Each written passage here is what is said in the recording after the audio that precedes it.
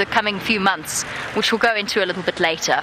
For those of you that will be joining us for the first time, I hope you're all excited. I know that Brent has got a lovely surprise, or I hope he's still got the lovely surprise for you at the start of drive. Ah, he does. How wonderful. So you'll be starting off with one of my favorite animals on this afternoon sunset safari. So I hope you're all excited. We must be down to about 30 seconds now before the start of show, give or take. My timing might be off. I've been on holiday. 37 seconds. That's shocking. I've clearly been on Christmas holiday. Okay, now it must be 30 seconds. Such exciting times. Right, well, as Kellen and myself brave the elements on our way to Cheetah Plains, goodbye everybody. I'll see you shortly for the official start of the live safari.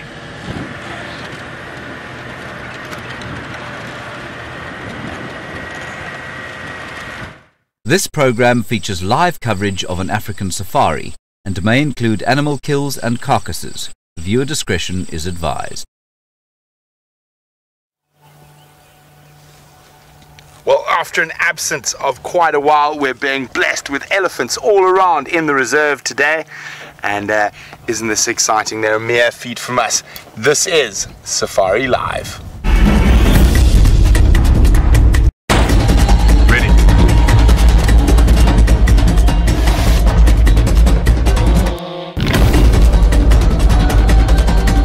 Standing by.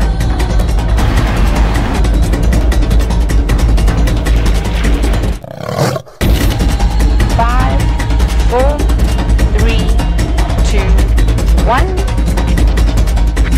You are live, you are live. Welcome to this, the Sunset Safari. Aren't we lucky? Elephants everywhere. After some time with no elephants around at all, I'm absolutely ecstatic to have seen elephants both on the sunrise and the sunset safari. Now, it is an interesting day, and as those Ellies move off, there's some still a bit closer on the left, so there we go, there they are. And it's a big female, just see her bottom sticking out, so I'm going to try and move a little bit closer.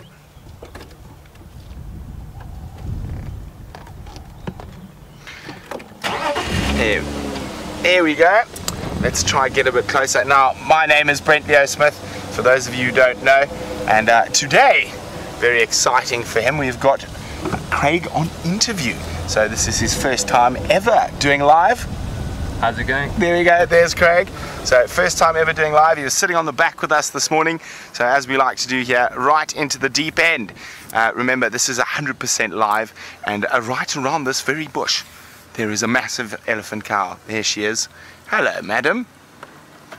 Are you enjoying that young leadwood sapling? Now remember, if you want to ask us any questions, use the hashtag SafariLive on Twitter, or send us an email to questions@wildearth.tv. It is a sweltering 91 Fahrenheit, 33 degrees Celsius, and the elephants look like they've had a good mud bath through the day. You can see all the mud covering on their skin, and at the moment now, with those massive air conditioning systems installed, those ears of theirs, they're out moving away from the water holes for a bit of a feed. Now, a big cow like this probably eats close on 400 pounds of vegetable matter in a day. She probably weighs around 6,000 or 7,000 pounds. So she is a massive animal. Not quite nearly as big as the big bulls. We can hear some thunder way off in the distance. There's a big storm building to the southwest of us, but will it reach us? I don't know. Will Steph Winterboer's deluge of 100 mils finally come? We will have to wait and see.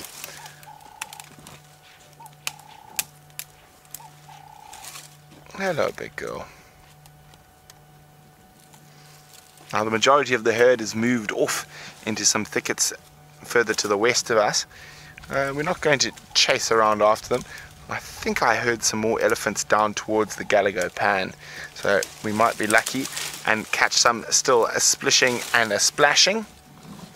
Now of course I'm not the only one out here in the African bush, and there's even someone who's mad enough to wander around in the heat on foot. So let's go say hello to Taylor.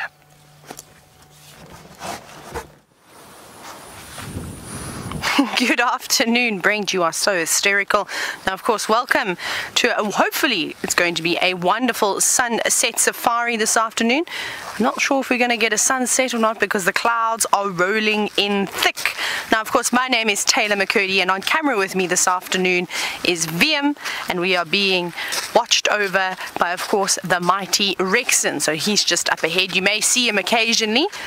Now, I've been thinking hard and long all day, what are we going to do this afternoon?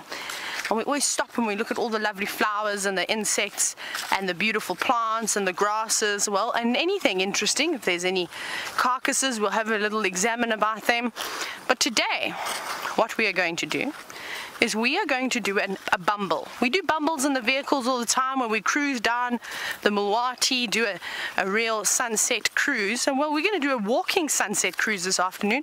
We're really just going to appreciate nature at its best. And hopefully, one of the things I'm also going to be looking out for is any fresh tracks of any animals, and perhaps we can do a little tracking experiment. I know there's some elephants in the area, so maybe we're actually in the area. They're a bit far behind us though, down that way, but they seem to be moving a little bit further west. We might even catch up with them, and who knows. Now, we're actually walking in one of my favorite areas. There's a lot of marula trees, a lot of bush willows, a lot of cluster leaves, and well, look what I've found. Like I said, one of my favorite trees, the marula tree. We've been looking at all the unripe fruits. But in case you are a new viewer and you're not sure what a marula tree is, stay in, because I'm sure I'll find a nice big one this afternoon. Maybe I'll climb it, who knows. But finally, this is what the fruit is going to start to look like when it gets ripe. It's going to go this yellow color. This one, however, not good to eat. It'll be very bitter. Now, I believe Jamie Patterson is out and about driving around. So let's go say good afternoon to her. And a very good afternoon to all of you, and welcome on the Sunset Safari. My name is Jamie, and this afternoon I have Kenan on camera with me, who is doing his interview. So I think you'll all join me in welcoming him into this particular interesting and very exciting experience.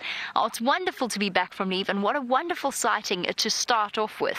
Then with a herd of zebra, with a tiny little, not new little zebra foal, but a very young zebra foal, still trying to, oh no, don't go mom. I was about to say trying to suckle from mom. Mom's not having any of it though, and she's just shepherded the little one away, and behind some other zebra. Oh, there we go, might pop back out. There we go. Hello little one, you're a nice way to start off my sunset safari on my first drive back from leave, and it is lovely to be back and driving the properties of Djuma, Cheetah Plains and Arathusa. And thank you to all of you sending through your welcomes back. It is wonderful to be back. It is so lovely to see all of these fantastic creatures once again, and to come back to a place that has been home for the last year and a half. It is very special. And whenever I go on leave, it's always a bittersweet sort of feeling, because you get the break, but at the same time, you miss these special little moments. I mean, how enormous are those little zebra foal's ears? They just look too big for its body. They are so sweet. Just bear with me 1 second. Brent's trying to get hold of me. Here. I've only been back 5 minutes. Hold on a second. Brent's trying to get hold of me on the Game Drive channel, so you can watch these lovely zebra while I chat to him. Oh, look at the scar on that zebra's bottom. Standing by, Brent.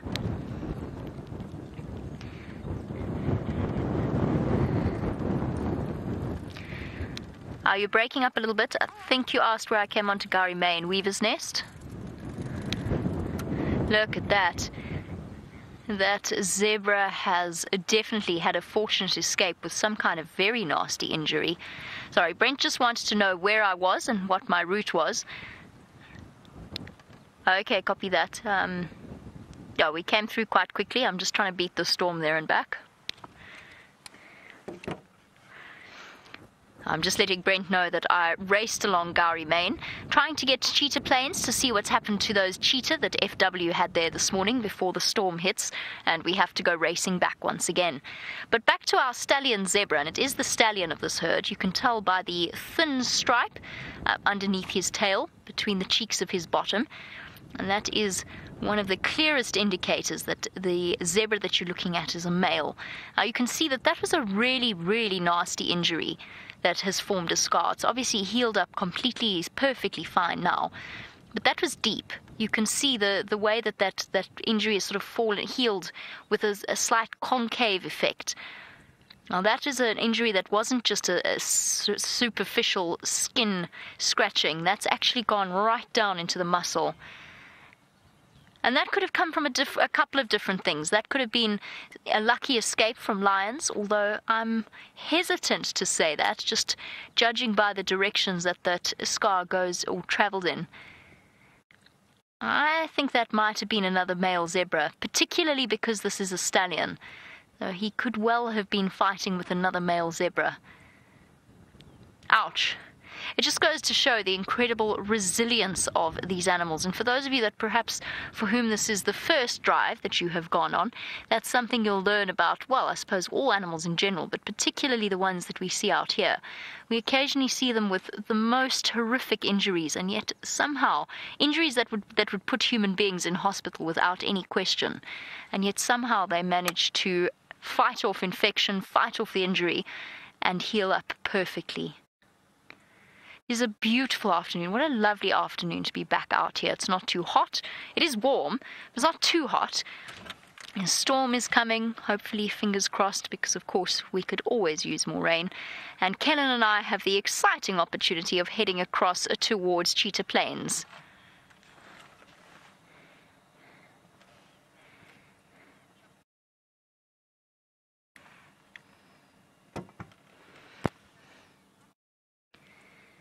Very good question coming through from Justin. And Justin, good afternoon to you and welcome to the Sunset Safari. You want to know how many pounds a zebra can give off with one single kick.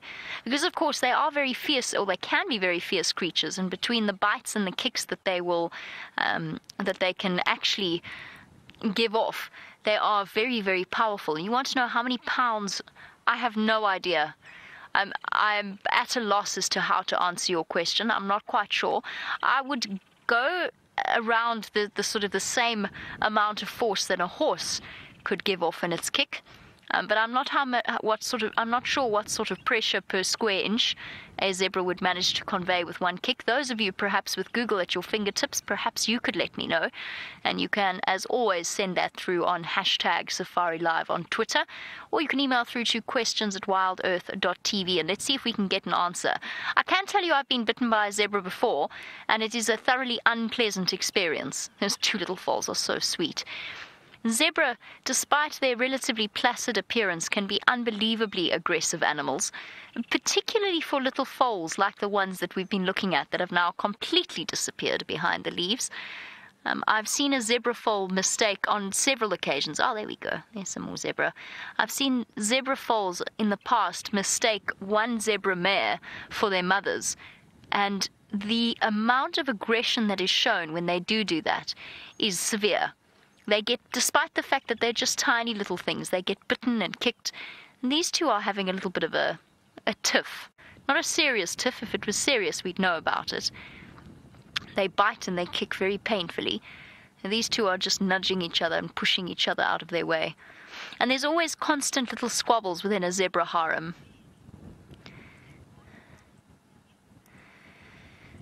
And welcome to Ed on our Sunset Safari, whilst our zebra play hard to get behind the trees, giving us a perfect demonstration of their stripes.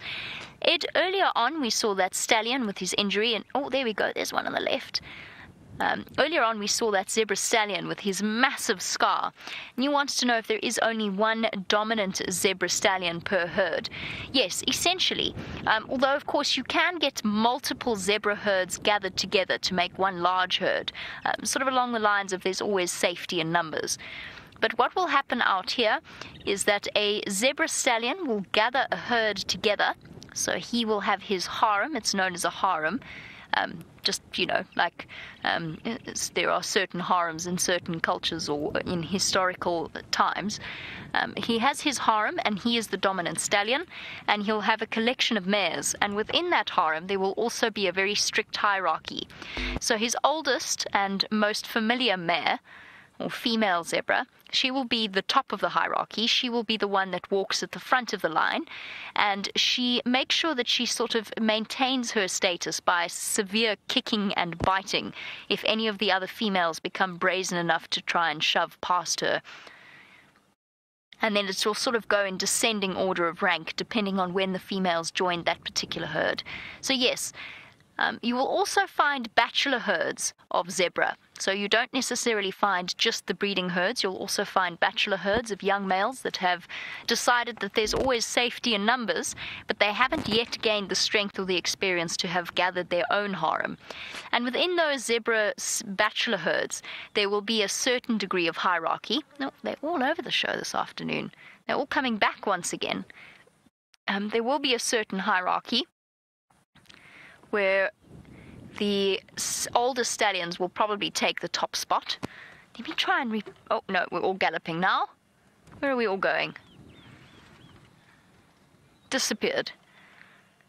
They're a little bit skittish. I wonder if it's not the storm building in the air. Let me try and reposition for one more view.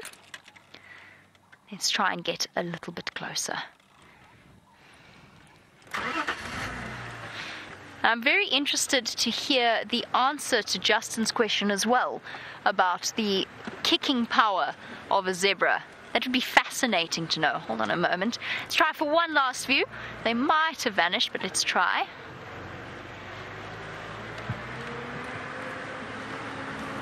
Zebies? Where did you go? Oh, they're playing hide and seek, which they do very well with those stripes. No, I can see them walking off into the distance. They've changed direction once again, and they're on their way into Chitwa, which is south of our boundary, unfortunately, so where we can't follow. So while Kellen and myself race off towards Cheetah Plains, which we're going to do now, let's head back over to Brent to find out what his plans for the afternoon are.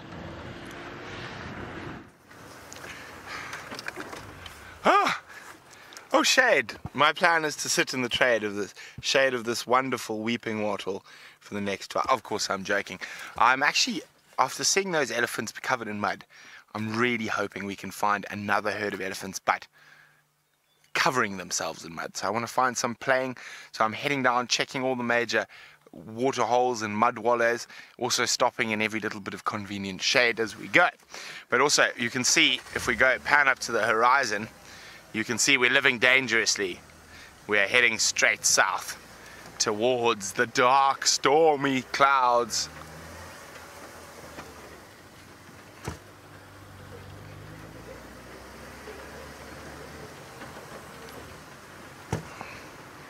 But we are hoping that there are going to be some elephants at Twin Dams.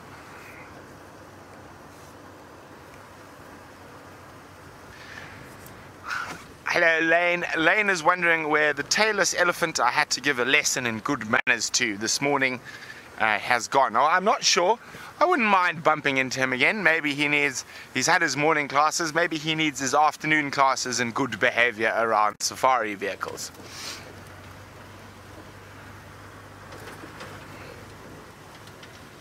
But he could be anywhere on Djuma. He could have walked all the way through to Arathusa already. We don't know. His general direction was to the west, so towards Arathusa.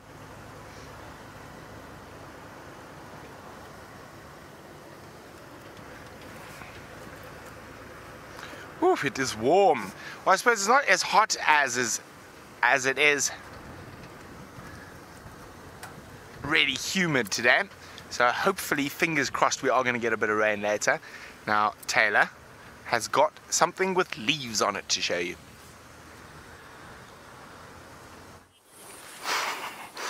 Not the most difficult thing to find, seen as though, well, they grow everywhere. Now, We were chatting about marula trees earlier, and I showed you, of course, the fruit of a marula tree, though they're not ripe just yet. And well, they shouldn't really be dropping off. I don't think they're going to taste very nice. I'm sure with the lack of water we've had, they'll be exceptionally bitter. Now, you had my favorite animal with Brent, a beautiful herd of elephants, which is wonderful. We might even catch up with them, hopefully. But I just wanted to show you how strong elephants really are. So, and we've shown you this a number of times of how elephants like to feed on the bark. We see it in the winter months. You can see that they have completely stripped away at all the bark here, feasting on the cambium layer, which is the layer where all the nutrients are transported from the roots all the way to the tops of the leaves, which allows them, of course, to grow and develop. Looks easy, don't you think? I'm going to now demonstrate how tough the bark actually is. Which knife are we going to use? Let's go for a smooth one. Now, it's really hard to understand unless you're here and you're actually feeling and you can actually feel the tree. But watch this. Let's go to this side. Look here. I'm going to try and stab this knife as hard as I can into the tree. Now, if you're a young child and you are watching this, please do not try this at home. And I'm just demonstrating, of course, and I've got VM here. He's watching me. He's told me I'm not allowed to cut my fingers or anything like that, so we'll be very careful. So I'm going to try and push this knife as far into the tree as I can. I'll probably end up breaking the knife. That's it. That is as far as the tip of that blade goes in. It's probably, well, the length of your thumbnail, not very deep, and I hit that really, really hard. But now watch. There's absolutely no way that I can pull this knife down into the tree. I can pull it out, and I made the tree bleed. Sorry, tree. It'll be alright though. I didn't completely wreck the cambium layer, so it's not going to stop the nutrients from transporting. But come and have a look. I can't do that, and I'm using all the force that I have. But VM, look at this. Just going to pull this up. How incredible is that?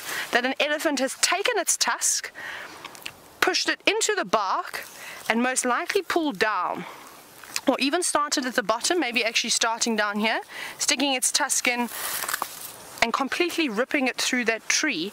Much we're now stuck underneath a bush willow. But I just think that that's amazing, that the strength of these animals, that they're able to do something like that. It just makes us as humans look really sort of small and puny and pathetic, really. I had a knife. Elephants don't have knives, but I could not do anywhere near the damage that the elephants are capable of doing. I just think that's amazing. And look, it looks like they've been painting and drawing. It looks like a U. I don't know what letter that would be. But they love feasting on this. But now that it is coming into the summer months and all the trees have got their lovely nice green leaves on them, finally the bark is taking a little bit of a break at the moment, and it's important. That's why it's so good to have these rainy seasons, because it allows the vegetation to regenerate all over again. But now I think we're going to Brent. I think Brent has got a giant, not a giant, but a rather large kudu bull to show you. Well, not quite a giant yet, but a nice kudu bull. And if we look carefully on the twists of his incredible corkscrew horns, look at that. Look at the mud there. Now that's to make him look more impressive if he has to joust with the other kudus. See, my horns are bigger, even though it's all pretend and they're just covered in mud. Quite a few different animal species will do that. Inyala, bushbuck, obviously kudu, as well as wildebeest. So obviously all gone for a drink. As I said, we're checking the water holes at the moment, but now they've finished drinking. The water holes are in the blazing sun and they're heading for a little bit of shade.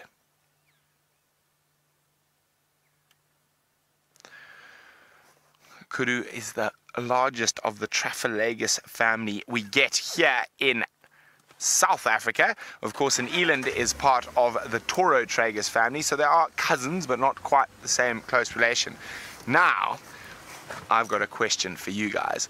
What is the biggest member of the Traphalagus in terms of heaviest, biggest Traphalagus antelope in the world? If you know the answer, remember #SafariLive on Twitter, or you can use the email address questions@wildearth.tv. Now, some of you might have noticed that I've popped my collar this afternoon, and when you pop your collar out in the bush, it's not to be one of those preppy, not a nice word following preppy, what are they, sorority, not sorority, what's the opposite? Well, anyway, I can't remember now, but fraternity boys, there we go, thank you Kirsten.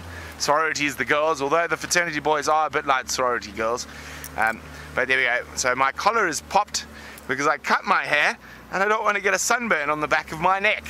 So it's not a fashion statement, it's a practical reason, and that's strange enough why collars were first made. I think a lot of people have forgotten that collars were there to protect you from the sun, not to make you look suave.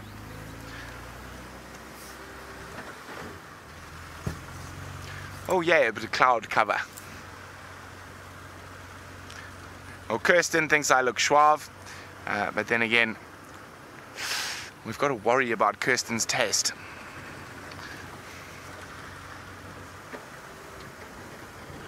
Okay, so my plan is I've checked around Twin Dams. I'm now going to head towards Bushwalk, and as I said, I'm hoping to find some elephants wallowing in the mud. It could be quite nice. But while we get there, we might find all sorts of fascinating things along the way, like human beings. Okay, so I think we might have forgot to tell you, Craig, when we drive up to another vehicle, it's best to just pan off to the side. Sorry, we did forget to mention that to you. There we go. How's it? Very well, yourself? How are you guys doing? Merry Christmas, compliments of the season. Are you, not much on Viertel except for Ellies on Gallagher Shortcuts. Bushwalk, yeah, Bushwalk at Hardekwal. Oh. No, Jamie's already on her way. I'm gonna go bumble around. Enjoy. Cheers, guys. Sorry about that. There's my morning. I'm getting confused with the afternoon meeting. Okay.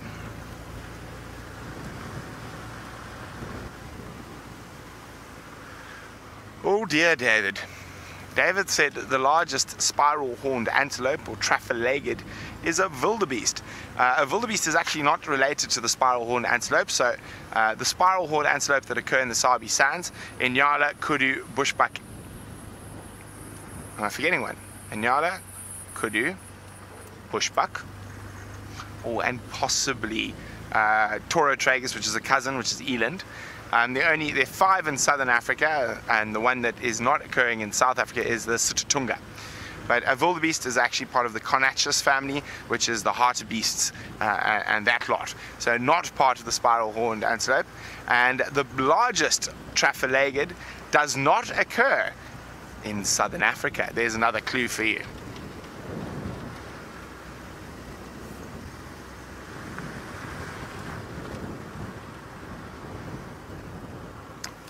Hello, Donna. Donna, no, it is not a moose. A moose is not even an antelope. A moose is a deer. So one of the main differences between deer and antelope is antelope's horns will fall off every season. So they grow every season and fall off, whereas an antelope has bone inside its horn, and once it breaks, it will not grow back. So you don't get any antelope in North America. Antelope you get in Africa, and and actually in Iran, Arabia. Let's see if they land. That's bad light. Let's have a look where you're going to land. Was there one that's landed? There we go. So you see that small fallen tree there? Just watch my finger. Follow to the point of my finger. Oh, did he fly? No, come back out. So come out a little bit. Out a little bit, just so I can get my hand in there. There we go. Keep coming. Okay, keep coming. Zoom in here. Keep zooming. There, right where my finger is a European bee eater. Here we go. Hello, pretty birdie. Now, I've seen one carmine so far this season, but unfortunately it disappeared too quickly before we could get a camera in it. But for those of you who know, the European beaters have migrated from the south of France, Spain, Portugal, come to take advantage of all our insects out here. Very pretty birds. You can hear there's quite a few around them. You hear that. Now they get their name bee eater because they do occasionally catch stinging insects, wasps and bees, but before eating them, to make sure they do not do them any damage, they beat them against a stick. I could actually hear one doing it somewhere. You heard that? There we go. I don't know if you can just hear it in the distance. This one is not catching anything. Oh, it's going to be joined. A little bit lower down. Look at that golden back. There we go. There's one in nice full colors. Look at that beautiful golden back. Absolutely gorgeous, aren't they?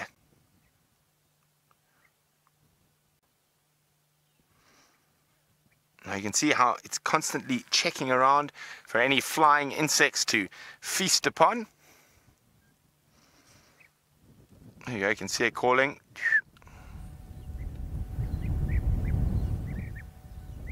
Chirrup, chirrup, chirrup. Oh, off they go. Okay, well, wonderful. Now, it's not, as I said, it's not always about the big hairies and scaries. Sometimes it's about the birds and the bees. Now, while on foot, you're often able to find some incredible small things. So let's see if Auntie Taylor has got her magnifying glass out today. As VM describes what we've just stumbled across, he's used the word minefield, which is quite interesting. Now, if you listen very carefully, you should hear a buzzing. Can you hear the buzzing? Zzz, like a helicopter, really. Now, there's a couple of spider hunting wasps flying around, well, what used to be a massive termite mound, as you can see, not tall, but sort of width-wise, it was really big. And there's quite a few burrows here with lots of different entrances. So I think what's happened is aardvark and of course the warthogs have come through here and utilized this site as a den site. And of course many tunnels joining with lots of different exits. None of the tunnels, however, they don't look very active anymore, so I'm quite comfortable standing around here. But you can see, if you look over there, look how it's collapsed. Obviously it got quite weak with all the tunnel systems, and this looks very old. And that's what happens, is that sometimes if you're driving around and you're off-roading and you don't realize that you've got a termite mound underneath you, it's not a particularly tall one, and a warthog or an aardvark has come through and made all these tunnels underneath the ground, it can collapse underneath your wheels, and you don't want that to happen, especially if you've got guests on the vehicle. But now something that I was wondering is that every time we're at a termite mound, we always see wasps, especially the spider hunting wasps, particularly around an entrance like this. This is obviously not an entrance to the termites, but of course for either a warthog, even something small like a jackal may use it as a den. But what I'm really curious about is because they go in and out all the time, I've even seen them going inside with caterpillars. Now we know the spider hunting wasps, we get the great big metallic blue ones, which are the most common, and then occasionally we see ones with orange wings and black bodies too, of various sizes, of course. Now I wonder, and I don't know how true this is, I'm just thinking out of the box here. Wasps will dig holes into the ground, burrows, where they will lay their eggs, and they'll often, obviously, they'll either lay their eggs on a host, like a caterpillar or a spider, any one of those things really, and then they close the top of the tunnel up. Now I wonder if they don't go into these abandoned termite mounds, which are no longer active, and utilize the tunnels that the termites have already created, because it's a perfect tunnel, straight hole. All they need to do is deposit their eggs onto their host, leave, and then put a thin layer of mud or sand or something just to close up that hole. Now, I don't know how true it is. I'm going to have a little chat. I was just thinking as we were standing here, why do we keep seeing the spider hunting wasps? Maybe it's also because the sand is nice and soft in some parts, especially over here. You can see, look at it. It's not particularly difficult to dig down over here, but on a big termite mound, of course, when they make those big sort of mountains, that bakes in the sun, and that's quite hard. But like I said, this is a very old one. It's completely deteriorating now. Have you seen a wasp? There's the orange one. Now it's so difficult to try and get a wasp on camera. Oh, I can hear here. We're trying to find the blue one. It's flying around us. I think it's going to go inside. I'm glad you can hear it. So that zzz that you're hearing buzzing around my head, it's one of those big spider hunting wasps. We're going to see if we can get it. There it is. See, it's gone the other side. Let's take a little walk. Yeah, it's gone. Oh, no. It's playing games with us. Come back. Come back, spider hunting wasp. I don't know how to lure a spider hunting wasp in either. I've never ever tried to coax one. Obviously, sometimes you do that. Jamie does it very well. To coax the mongoose, the dwarf mongoose, to coming out, but I don't know if there's any techniques to get a wasp to come over to you. Perhaps I'll have to pretend to be a caterpillar or a spider. Oh my goodness, Jamie has got something very exciting to show you, so let's head straight over to her. Oh, he's just about to disappear off into the vegetation, but we've just come around the corner and surprised this massive bull hippopotamus that was in 3 in a row pan. And he was hidden behind a termite mound, so I didn't see him as I came around the corner, and he got a little bit of a fright. And of course, most of the time, hippo generally will feel far more comfortable in the water than they will on land. Let's see if we can get... I don't really want to scare him, shame. They'll generally feel more comfortable in water, but because there's so little water around and because the drought has hit these animals so hard, I don't want to pressurize him in any way, because he obviously didn't feel safe enough to stay in the water as we came around the corner. And he's got up and he's moved into the dense vegetation. Sorry, boy. I didn't know you were there. You took me completely and utterly by surprise. The massive bulk of in theory, one of Africa's most dangerous animals. And I did make sure as soon as he came out of the water that we reversed back a little bit to give him some space to move away. Hey, boy. Sorry about that. He's looking better, though. Our hippos have been through such an incredibly rough time over the last few months. And now that we've had the rain that we have had, and we've got the grass growth, they're slowly but surely starting to recover, which is an absolute pleasure to see. See if let's go forward a little bit, try for one last view. Oh no, he's still moving off, very much intent on putting space between us and him. Sorry, boy. No, he's gonna disappear. I can just see the shining skin of his back. Now, if I had known that he was there, I probably would have done a little bit of a detour around the water's edge. Now, typically when dams are full and life is easy for the hippo, when there's a lot of water, they are perfectly wonderful animals and they're perfectly relaxed around people and around vehicles at the water's edge. And actually, he was in here. He was hidden, by the way, behind that termite mound that I once saw quarantine on. No quarantine today. Quarantine is a male leopard, by the way. He was in here, and typically that would be fine for a hippo to feel relatively comfortable, but it is so shallow that he obviously felt as though he was under threat and he didn't feel safe at all. Shame. Sorry, hippo. Although, apparently, Cheetah Plains has received quite a lot more rain than Djuma has, and by the looks of things, it is about to receive more. Now, I wanted to race across to where the cheetah were last seen, and I'm actually going to keep moving, because if you look at what's coming, I think... Oh, there's thunder too. How wonderful. We're going to get a proper summer storm. However, we're about to get caught in the middle of it, so I think we need to race across to the open area, check for the cheetah, and then race back again. I'm not even sure I should be carrying on. I'm driving straight into the storm. Let's see how we go.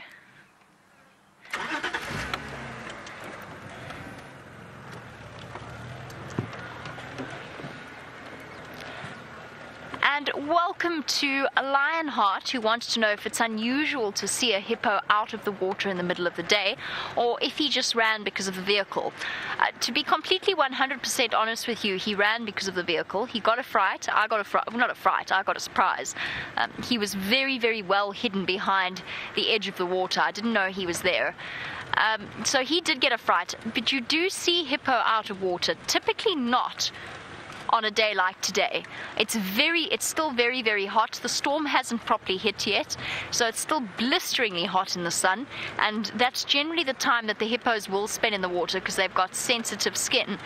However, when they are hungry, when they're really very hungry, what we've seen over the last few months is that they will, even on the hottest day, come out of the water. Right, from something very big to something a lot smaller, let's go and see what feathered friend Brent has for you. Oh, the wind has just started howling, but we've got a male, a black-bellied bustard. He hasn't been doing his traditional pop for us.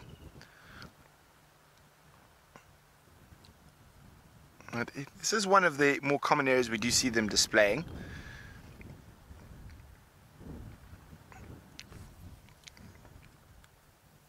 So they actually occur in quite relatively high numbers in this part of the world. You're looking at about 2.5 to 3 males per 100 hectares. Now the females will be attracted into their calling stations, but they won't lay their eggs near the calling stations. And well, a nest is a strong word. It's a shallow scrape in the sand.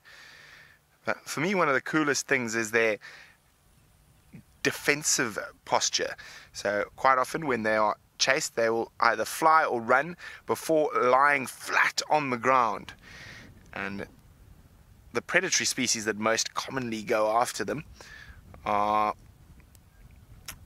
the mammals. Leopard seems to be the most successful with them, possibly caracal or serval, but they are quite big. But it's the martial eagles, tawny eagles, who will spell death from above for the black-bellied bustard. Look at that.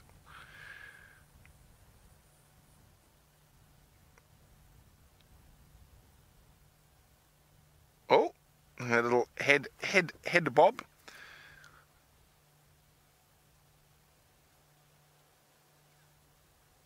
I thought we might get some calling all of a sudden. No, it's found something to eat. So they've got quite a varied diet. They will eat grass, seeds, fruits, but mostly made up of insects and things like that. Okay, well, little black-bellied bustard, we're going to move along. See what else the far east holds for us.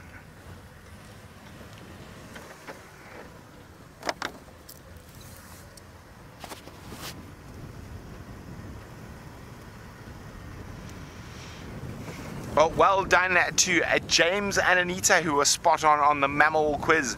Indeed, the biggest member of the Traphalagus family is the bongo. Now, quite a few of you might have said eland. As I said, an eland is a cousin. It's a Taurotragus. So they do have spiral horns, but it's not a Traphalagus. So it's not the same family. It's a cousin of. So bongo is the biggest. And second biggest, those of you who had mountain inyala would have been very, very close. Okay, we do have like elephant tracks crossing towards Buffalo's Hook Waterhole. We're still quite far away, so you never know, maybe some luck.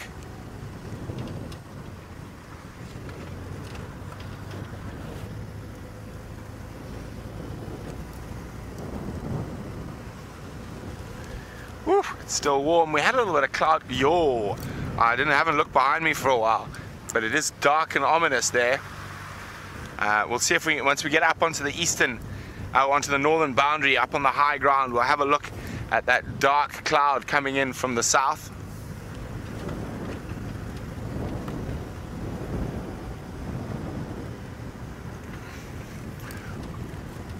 Well, we're going to keep moving towards Buffalo's Hook Waterhole. While we do that, it seems like Madam T-Bomb definitely has her magnifying glass out, so let's go see which six-legged creature she's found. We are searching all the shrubs and under all the leaves on our afternoon bumble, but what you are looking at the moment is an elegant grasshopper. And we've been seeing many, many of them.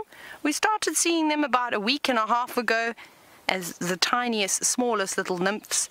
And well, they keep developing very, very quickly, because every time I see one over the last couple of days, they seem to double in size all the time.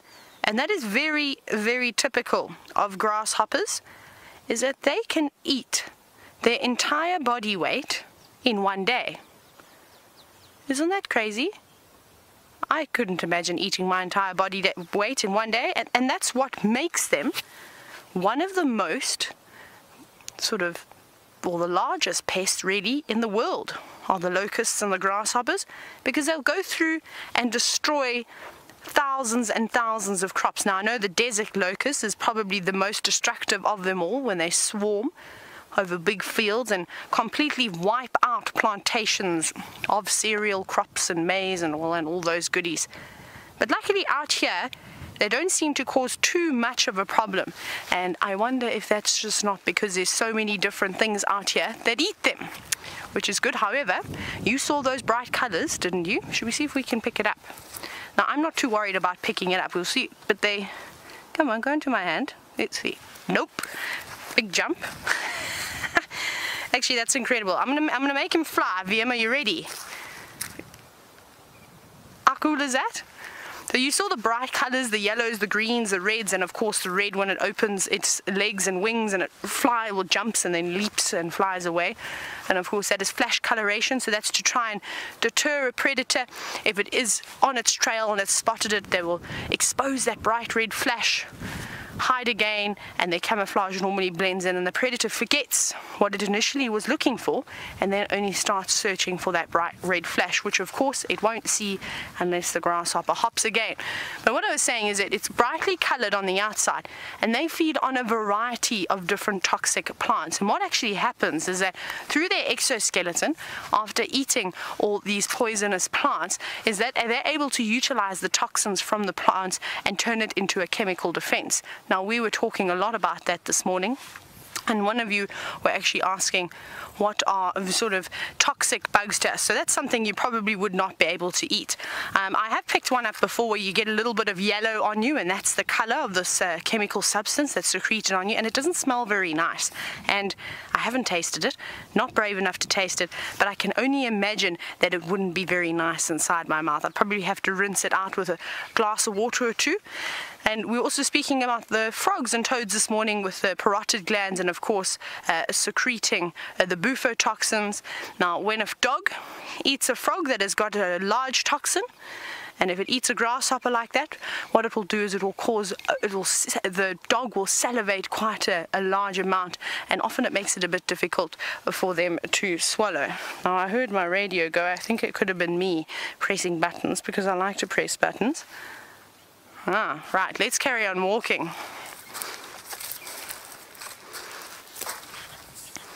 Hello, Alana. You were wondering what the difference between a grasshopper and a locust is. Now, there isn't really too much difference. They're much of a muchness, really. Some people say they call them locusts when they swarm, so when they're in big groups, and when they're on their own and singular, we call them grasshoppers. But I've looked up different books. Some people call them crested not this one, for example, the other grasshopper locust that we see that's very camouflaged. It almost looks like a leaf, the crested locust. I've also seen them being called crested grasshoppers. I really think it is just much of a muchness, really. There shouldn't be any differences. The wings are the same amount of legs, all those sorts of goodies. Rightio, now we're going to loop back around and perhaps see if those elephants that Brent had earlier are out and about, maybe in the open. Otherwise, we'll see what other little critters we can really find. But Jamie has finally reached the massive plains of Cheetah Plains. The massive plains of Cheetah Plains and Mala Mala, where apparently the Cheetah brothers were last seen. And we've arrived to some very dramatic scenery this afternoon. There's some lightning happening in the distance, some rain pouring down over the... Ooh, and some thunder too. Some rain pouring down. Look at that. It is gushing down somewhere south of us. Look at that. That is marvelous to see, especially in the times of drought that we've had. Ashley, welcome to the Sunset Safari while we watch the storm as the rain pours down onto the thirsty land. You want to know how common it is for lightning to strike an animal. It actually does happen. I wouldn't call it common, but it does happen, particularly with giraffe, which kind of makes sense because they do tend to stick up in the landscape. Often not so much in the low veld, but in the high veld areas where giraffe have been... Ooh, thunder. Where giraffe have been introduced because they do just stick up so much above the landscape and the trees, and the high veld tends tends not to have the sort of the shrubbery that we get here, so they can't really shelter. But I once actually came across a very grisly scene. I was out on walk and I came across a group of, I think it was about 10 or so dead impala and one smouldering tree, and they'd very clearly been struck, or at least lightning had struck the tree that they were trying to shelter under. So it does happen. I'm not sure I would call it common. It's not an everyday occurrence, naturally, but it does happen that animals get struck by lightning. And of course, we're also very, very careful. In South Africa, lightning is one of those forces that you just don't mess with, not just in South Africa, I think in any part of the world. But we do have very severe thunderstorms. When I was at school, a couple of my contemporaries were actually killed in a storm that struck their tent, or lightning that struck their tent. And I know of several incidents of kids on sports fields, or even adults on sports fields, who've fallen victim to lightning. So it's something we're very careful of. And I'm sitting here now. As soon as I start to hear the lightning coming to within about 5 kilometers of us, is when we put down our antenna, our broadcast antenna, and we start to race for home. It's just that little bit too dangerous for us to be out in lightning. And when I say here that lightning is 5 kilometers away, I do of course mean the distance or the time difference between the flash of lightning and the roll of thunder, because of course light travels so much faster than sound. So you can actually gauge the distance that lightning is away from us. But that's beautiful, isn't it? What an extraordinary scene we have in front of us. Absolutely beautiful. It is, isn't it, Bushmum? You say it is a dramatic sky. It is very, very dramatic. It would be even more dramatic if we were to have some cheetah basking in the gusting wind, perhaps enjoying the slight drop to the temperature. That would make it even better. But you're right, it is a thoroughly dramatic sky. I mean, those are very, very heavy clouds. And they are on their way towards us. So I'm going to do one very quick scouring of the southern boundary of Cheetah Plains. I don't see any sign of the cheetah, but of course cheetah are daytime animals. They are diurnal hunters, which means that they could at any point have moved away.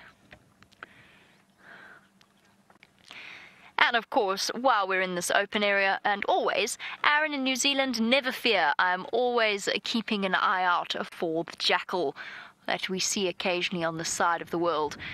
Kellen, of course, will also be keeping an eye out for the jackal, so it's not just me. We'll see if we can't find them. Right, are there any cheetah here? There's a bush. There's another bush. There's some small trees. One larger tree. Come on, cheetah.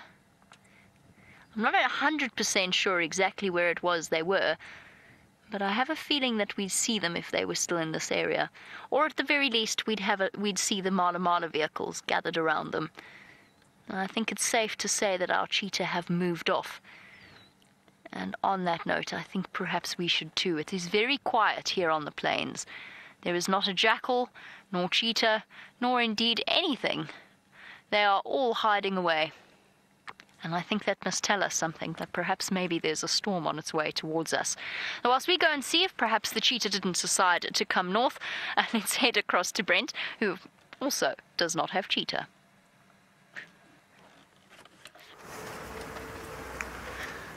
Yes, I don't have any cheetah. Thank you for reminding me, Jamie. At least you have a chance at cheetah down on Cheetah Plains. Although, strangely enough, the first time I saw cheetah on Djuma was just behind Bushwalk waterhole, and they were chased by quarantine male leopard. Now, the elephants have beaten us here. The tracks have come down to the Bushwalk waterhole, and they have already departed. Or it looks like they actually didn't even stop.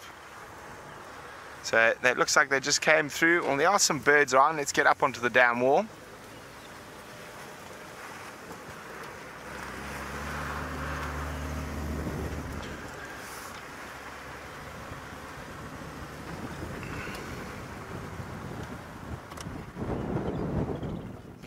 Ooh. Okay, so here we go. Watch my finger. So zoom in that area there. A little bit to the left with my fingers. So hang on, let me just check. There we go. There's Egyptian geese, but a bit down. There we go. on the edge of the water, on the second bit of water. Right there. So zoom a little bit to the left. There we go. Aha! There's a nice one for a bird quiz. Or is it a bit easy? I think it's a bit easy, but we will do it anyway. Well, hopefully you're getting some nice screenshots with the beautiful silhouette. So who knows what bird that is?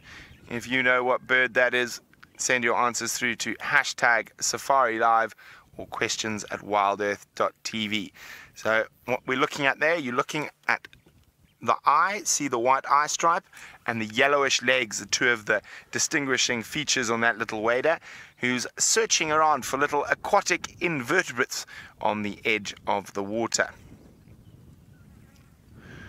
Now, he's not the only little bird searching for aquatic invertebrates. If we come out to the right a bit, keep going along that patch of water, if you just keep going to the right, a little bit more, there we go, center frame now, a little bit to the right, there we go, a very beautiful little three-banded plover. Very quick moving little chaps. Now, we saw a painted snipe here a while ago, which is the first and only painted snipe I've seen since I've been at Safari Live, and quite unusual to find them sitting out in the middle of an open muddy wallow like that. But apart from the resident Egyptian geese, the three-banded plover, and the, I nearly gave it away, unidentified wader, not much happening here. Oh, actually come out quickly, Craig. So, right in front of me, over there. So zoom in now, a little bit to the left, there we go, drop a little bit.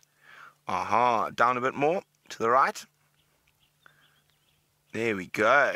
Ooh! Oh, I don't know. Final Control gets angry with me when I do two quizzes at once, but it's such a good bird. And look how they're opening their wings like that, and that's to let the cool air pass over the blood vessels underneath. Well, I'm not going to have a quiz. I'm just going to keep quiet for a second so those of you who know it can figure it out.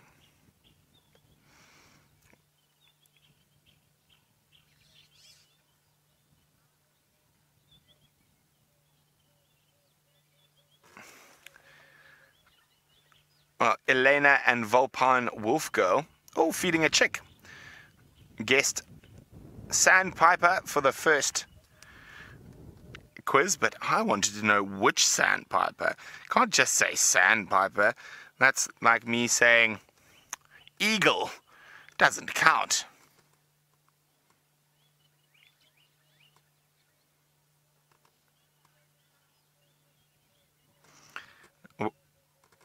Well done to Vulpine, Wolfgirl and Raisa, who said wood sandpiper. Now, I'm going to try and get a little bit closer to these swallows. Now, of course, they are swallows, but which swallow are they? Okay, don't fly away, don't fly away, don't fly away. There we go.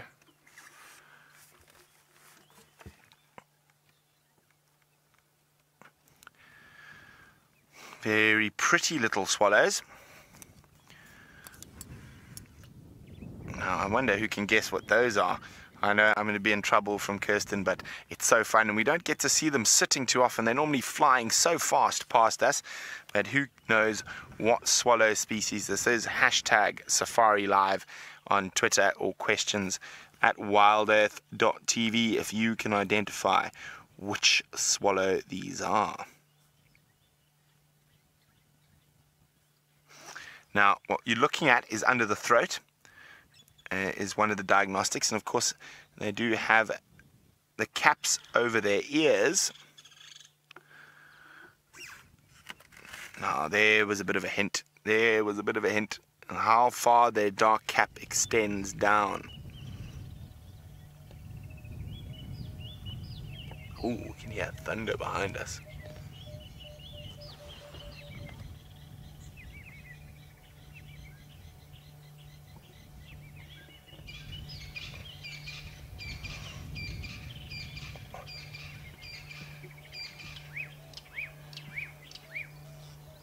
and it says, is it a European swallow? That's the one. It is not. It is not. They're much bigger than a European swallow. European swallow has a red throat and a white chest, which these are lacking. I just wish they would turn around for us.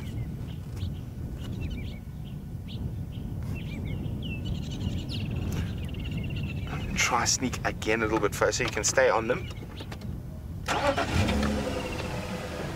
Oh, well, one of our resident birding experts who join us on Safari Live is spot on.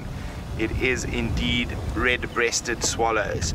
Now, there's one other swallow you might get confused with the red. Whoa, off they go, red-breasted swallow. I hate doing this because I'm waiting for my phone to come back from the doctor, but here we go. So you can. So what I was talking about is these blue ear coverts that extend down the. Here we go, down over the ears, extending quite far, and it's that rufous chest. So I'm just going to do this so I can get to the other one.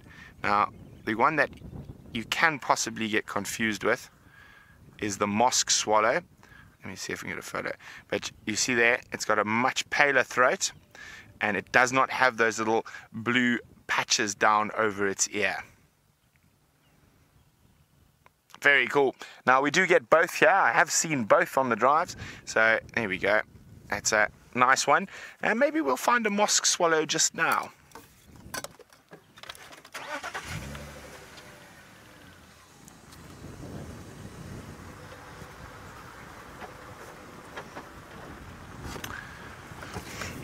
Hi Abigail! Now Abigail would like to know how to start birding.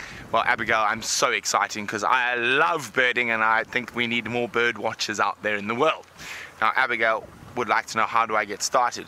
Well Abigail, if you're doing Safari Live birding, you're lucky because James, Jamie, myself, Taylor, Steph will do most of the hard work for you.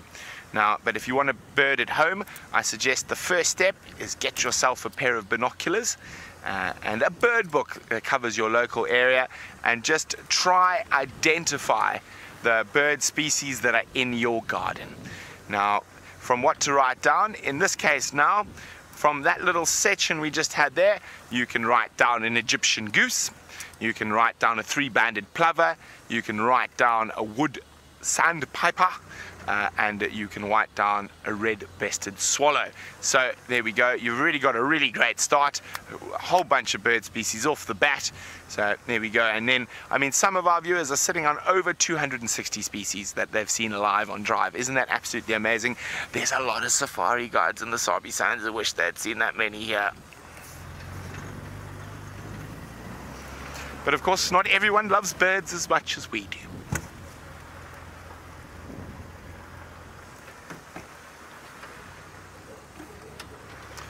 Okay, so no signs of elephants here.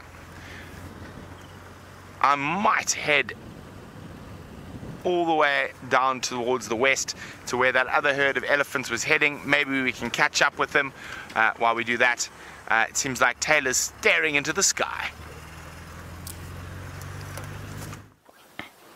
We are watching the storm as it rolls on by. And it's just absolutely incredible how we're probably only maybe a maximum of about 2 miles away from the storm, and it's just completely missing us. A couple of dark clouds coming over the top of our heads now, but the real downpour that you were watching with Jamie, we're just seeing it starting to pass now. Probably elephant plains, maybe even a little bit further away, maybe Londolozi side, but all sort of going straight towards the west now. We're in a very thick area, so I'm not talking as loud as what I normally do. And we've got to be very quiet around here. You can see we're completely surrounded by trees, because this is the area where we thought the elephants could have moved into. Now, we've just come to do a little walkabout and a little check. Of course, there's some beautiful animal pathways here. Sorry, I almost ate an insect, but if we do bump into these elephants, it's so important to be aware of your surroundings. Know where there is an escape route. So big trees, big termite mounds, especially termite mounds, to give yourself some nice height.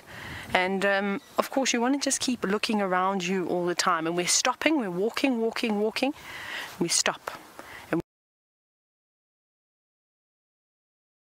we listen, about 30 seconds, sometimes even a minute, just to wait and hear if we can hear a branch break or anything like that to give away the elephant's presence. But for the moment, no luck. So we shall continue walking on and see what we find around here.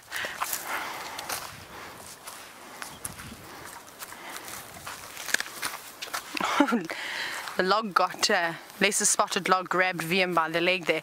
Hello Cindy. Cindy, you were wondering if we ever get tornadoes out here. Now I've never experienced a tornado, but there have been a couple, but not massive ones, just a few small ones. There's actually one near Johannesburg not so long ago, a couple of months ago, and but they're not prolific like they sort of do occur up in the States, so we're very fortunate that we don't have to worry about that. We really don't even get tsunamis or anything like that down here in South Africa, just every now and then a bad hurricane, but that's sort of really the absolute worst. And then of course you'll hear us complaining about the gale force winds all the time, but you can see Rexon is just down in the distance, so we don't want to get too far away from him, so let's keep up, and we're just going to keep checking the shrubs and things as we go through here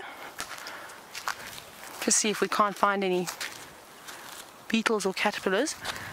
Now you're going to see me stopping and walk and stop.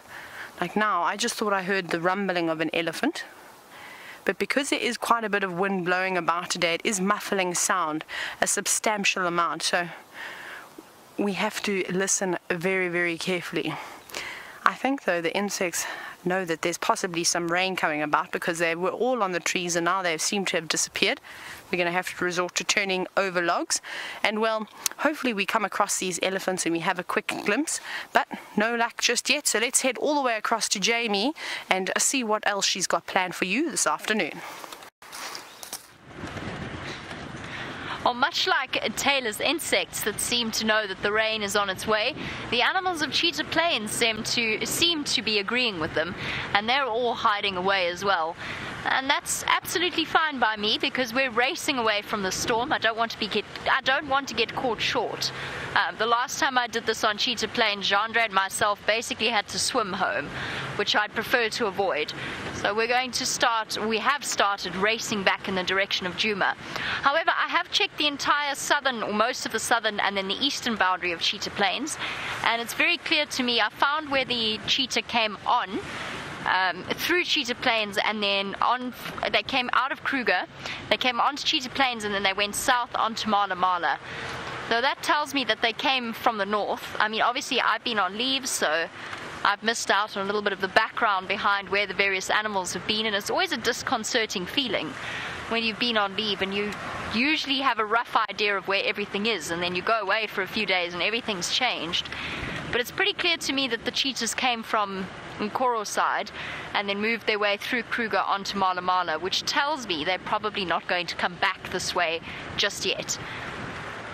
Now that's pretty standard male cheetah territorial walkings and markings, and that in particular with our two cheetah brothers, we've become very familiar with the path that they walk all the way through Cheetah Plains, through Nkoro, Torchwood, and then into the reserve called the Manyaleti, which is north of the Sabi Sand.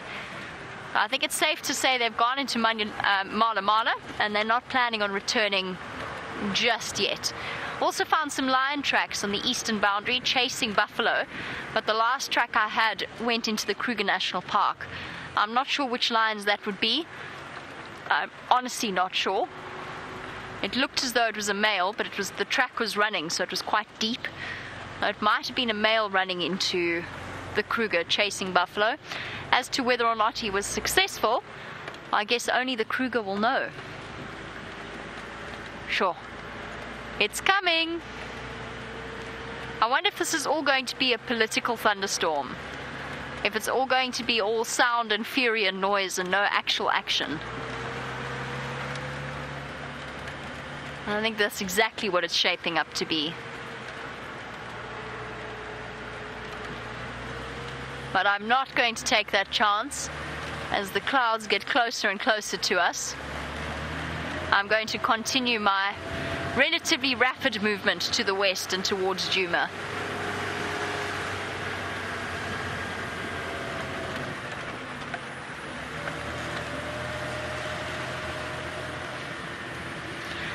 And earlier we were speaking about the different animals and whether or not it is common for them to be killed in thunderstorms. And James, as always, welcome to the Sunset Safari. He wants to know whether or not it's ever happened that a leopard's been killed in a tree or by a tree whilst sheltering from a storm. Probably. I mean, they've been around for so long, and Africa's such a vast area. It probably has happened, but I don't think it happens very often. And we only really, I suppose they could be up there with a kill. I think leopards are smart enough to know not to go shelter in the tree itself. They tend to go right down to ground, underneath vegetation, underneath bushes rather than big trees. But I'm sure it has happened. I mean, statistics suggest that it must have at some point. One very, very unlucky leopard must have been in the wrong tree at the wrong time. It'd be nice if there was a leopard in a tree now, though. That's just a nice welcome home present. Yes, no, no. I guess that was just wishful thinking.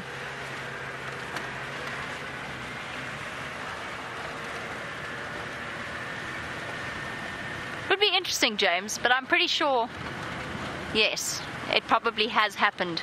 In the history of the bush, it probably has occurred. Sure. These animals are all hiding away. I'm going to go racing through quite a low signal patch in Cheetah Plains to get back home to Djuma. So while I do that, let's send you back over to Brent so that he can keep you thoroughly entertained. Well, welcome back. Now, it's sometimes quite difficult to believe. If we look at the sky directly to the north of us, and look at that, beautiful, blue, patchy cloud. But then, as soon as we sweep round to the south of us, dark, ominous rain. Still quite far away. But it is coming. Will it reach us? I don't know. We're going to have to ask our resident weather expert, who I hope is in final control listening, Stefan Winterboer.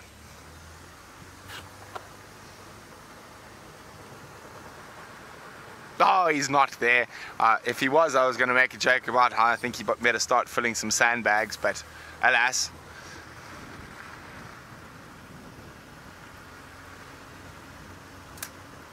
Alright, so final control has told me that Stefan says it was going to come. Now, forgive me for being a little bit of a pessimist. We have heard this now about 5 or 6 times. And we have filled sandbags once so far. But I think, and I've been wrong as well. I've said, it's coming, it's coming, it's coming, everyone to the tent. And no rain. A couple of little drops. So now I'm hoping that those elephants have made their way towards Aubrey's Road. Now, Lionheart is wondering, what does the atmosphere feel like? What does it smell like? Well, it's still hot. I'd say it's still still over 90 degrees. Even though the sun isn't on us anymore, it's still really hot, really humid. And it smells quite dusty. I haven't got that wonderful smell of rain yet. And so it's still far off that. Just before the rain comes, the temperature generally drops a couple of degrees. It's quite pleasing till you start getting wet, of course. But I haven't felt that yet. Now, let me just see if we can get a view through the gap there. Now, that ridge in the distance. Ooh, lightning. So that ridge, can you get a gap through the trees there? So there we go, let me just go forward a little bit. There we go, that ridge in the distance. Ooh, it's about 7 or 8 Ks. And there's no rain there yet. But I just had some lightning right in front of me. So just here.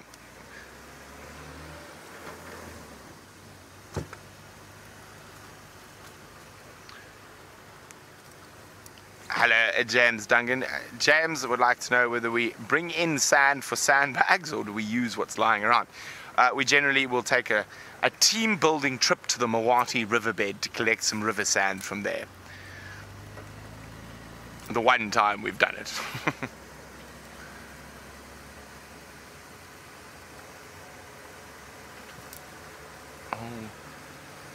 See, it's dark to the west as well. It's going to be interesting to see. I think it's going to be, again, we're sitting in the middle and it's going to go either side of us. Alas.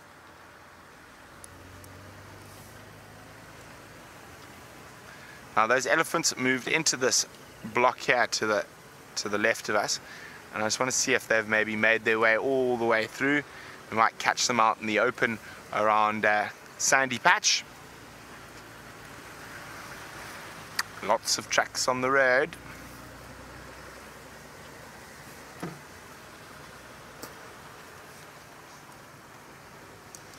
Oh, so Craig, James is wondering, is there any particular animal you would like to see on the drive today? Maybe some leopard. Leopard. Ah, leopard. Yes, I would like to see a leopard as well.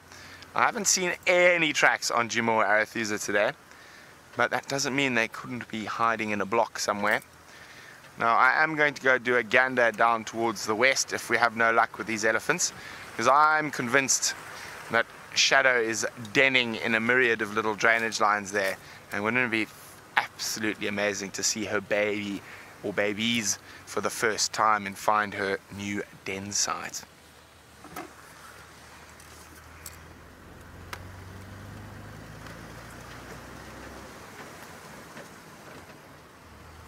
That's of course in case if we don't get wet, but I don't know. I'm starting to doubt whether we're going to get wet today.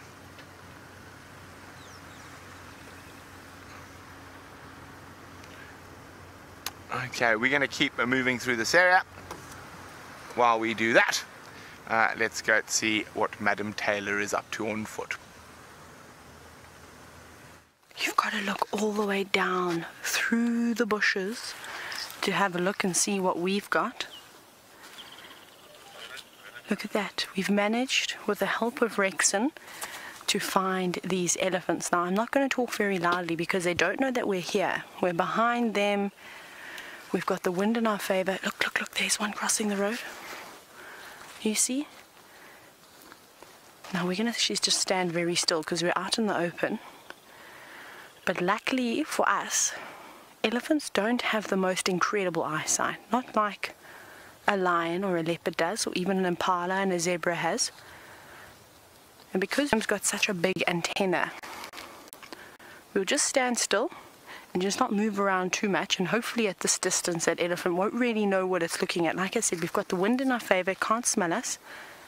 The sun is behind clouds, so that's out of play. But it's a youngish elephant. And that's perfect. As he turns his bum, VM, let's move off.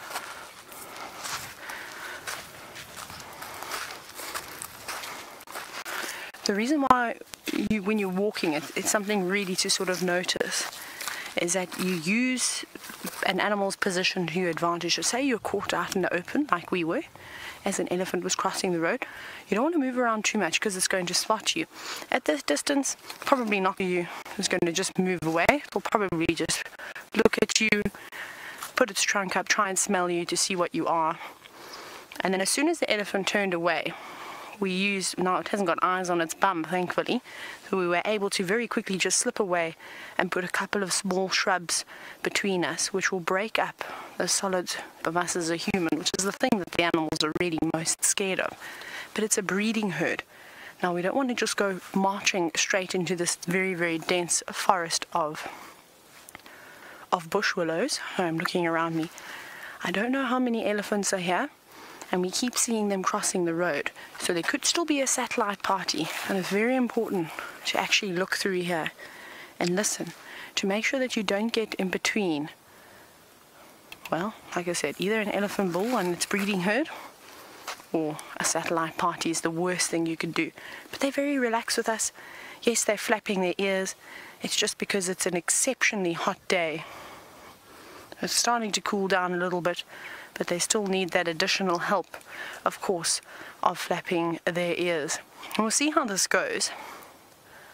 But I don't want to follow them if they're going to go into the very, very dense block.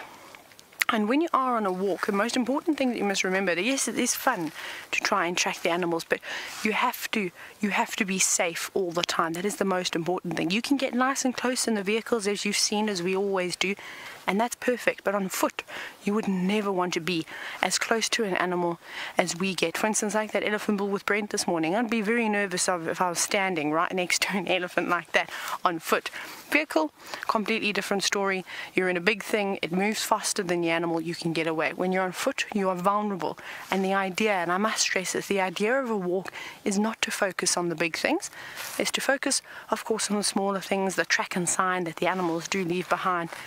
But occasionally, when we get the opportunity, and it is safe, we're able to do approaches like this.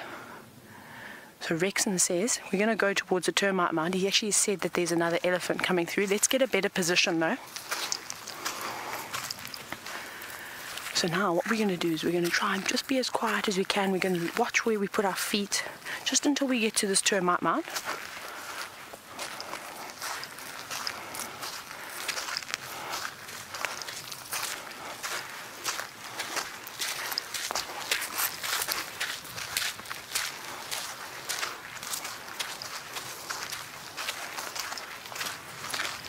As we're walking here, we're putting a big object like the termite mound between us. You can feel the wind now. We're downwind of the animals again. It is swirling a little bit. And if you were to climb up onto the top of a termite mound like this would be a very good deterrent. If an elephant did charge you, it's not going to climb uphill. And that's a big termite mound to try and get you. Okay, let's go up. Are you ready to climb, Vim?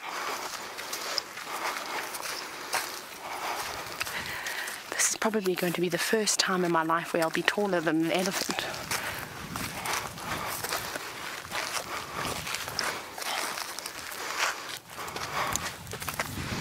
Oh, come up here, look.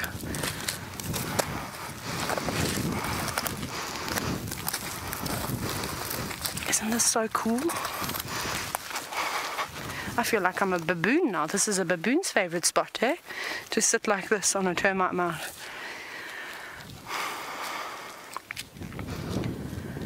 This is so beautiful because we can see all around us.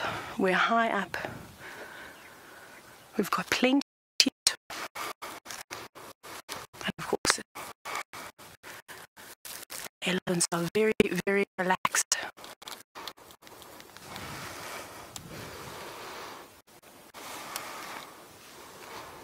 And it's moments like these that make the bush so beautiful. It's one thing seeing the animals in a car, however, being able to sit not too far away from them and feed. There's actually another one. Can you see that one coming through the bushes? Just over there.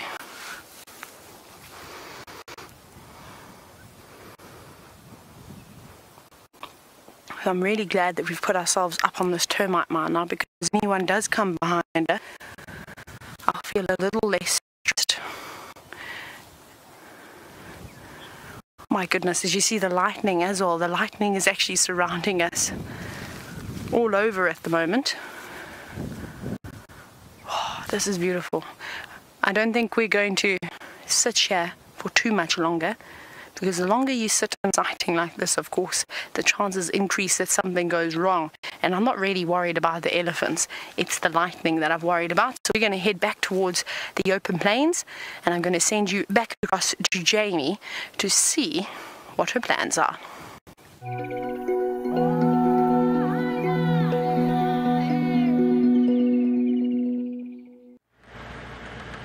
And all the way from Taylor on foot right across to the eastern boundary of Djuma, we have returned once again slightly closer to the safety of home, just in case this ominous sky does turn out to be, or actually is productive in terms of raining and storming. Sorry, I saw a roller, but it doesn't want to sit still. But yes, beautiful, beautiful afternoon to get back. but it is very ominous. And I can feel the wind gusting up behind us, so we're going to keep heading in the direction of shelter and home, just in case we need to beat a hasty retreat to the tent. So far so good though. Most of the animals have been hiding away. However, it is wonderful to see now that I'm back once again on Djuma. It's wonderful to see just how much the impala babies have grown. It's astounding. I mean, I've only been away just over a week, and already they appear to have doubled in size. And it just goes to show what an efficient job that mother's milk does in providing them with the nutrients that they need to get as big as possible, as quickly as possible. Because the bigger they are, the faster they are, and the more likely they are to survive. But it never fails to astound me year in and year out just how fast those little baby impala grow. I thought I saw some, but they're hiding. Everything appears to be hiding away from us this afternoon. I think it's the wind as well, making everything a little bit skittish.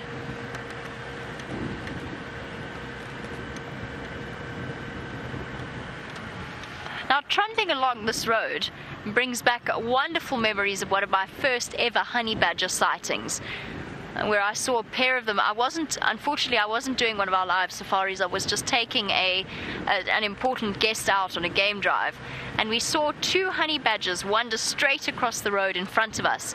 Now, Joshua, you wanted to know on that subject whether or not we have a healthy population of honey badgers on Djuma.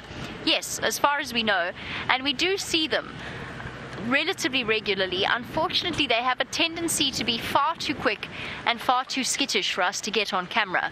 But we do see them.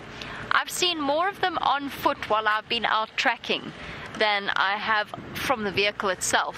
But there's definitely quite a few around.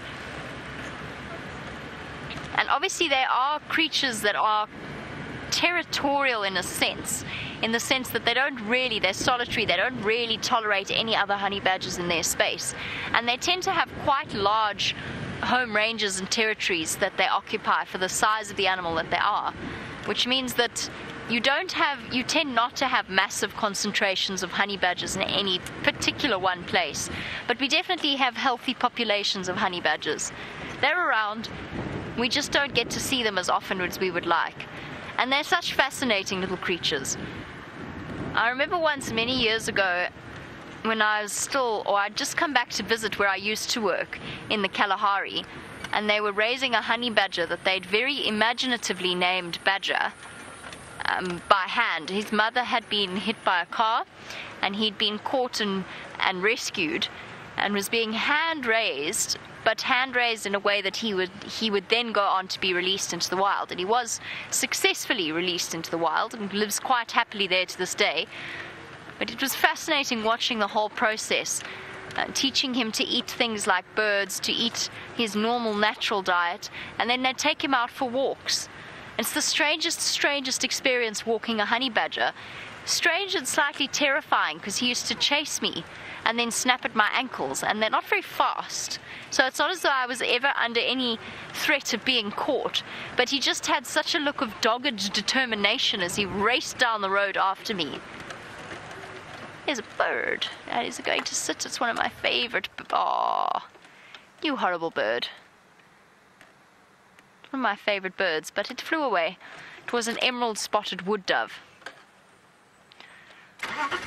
which, to take us back to the honey badger, would definitely be on its menu. Our badger went on to live a very happy and healthy life, living wild.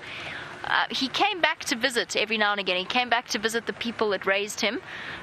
He was given a wide berth, though, because, as you know, honey badgers have a fearsome reputation, and it is a well-earned reputation. So he came back to visit. On one memorable occasion, he brought his lady friend to visit as well. He was obviously in the process of courting her. And as far as I know, he lives happily and healthily to this day in the Kalahari Desert somewhere. But the first time I ever played with him, he was about 6 months old, and he left semicircle bruises all the way along my arms. It was an interesting experience, and I remember falling totally and utterly in love with him and the idea of a honey badger from that moment on. We've been speaking a lot about the dramatic skies that this afternoon has to offer. Let's head over to Brent so that he can provide you with a different view.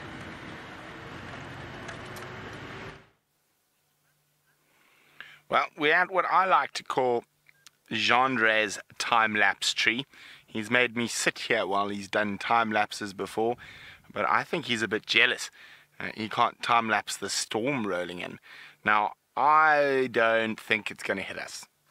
So, if we follow my hand, I think what happens is the rain is going to push south like this. And it's going to, oh, there's some lightning.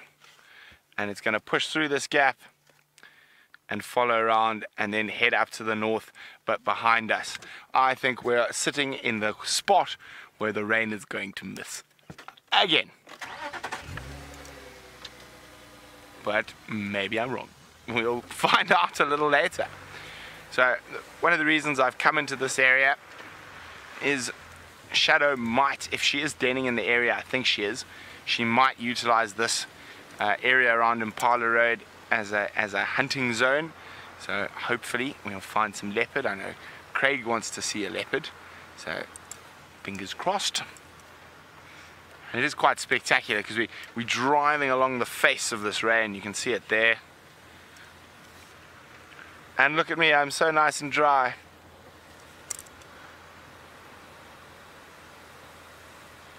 But just in case, oh, we might need to get an umbrella. Make one out of a guarri bush. It's actually very ineffectual.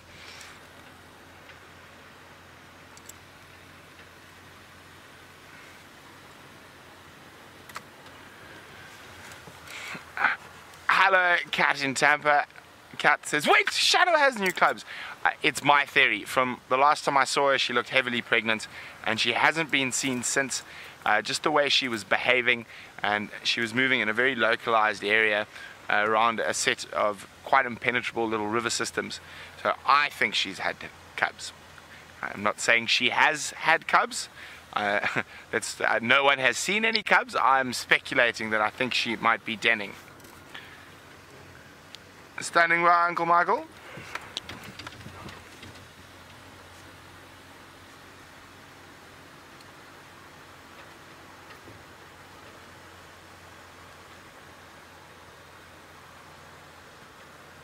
Copy, thank you very much.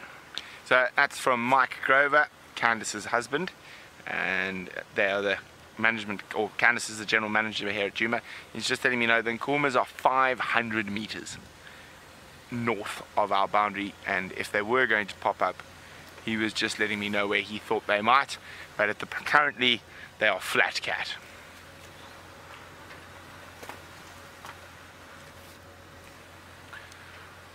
Impala Road power lines heading south.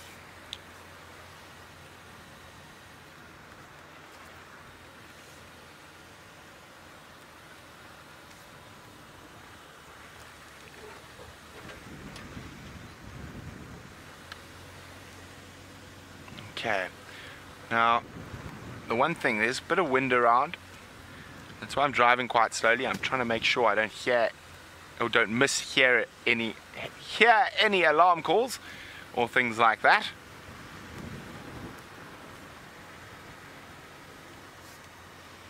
Now, normally on Bushwalk we try to stay away from the roads, but it seems like Taylor has found something on a road.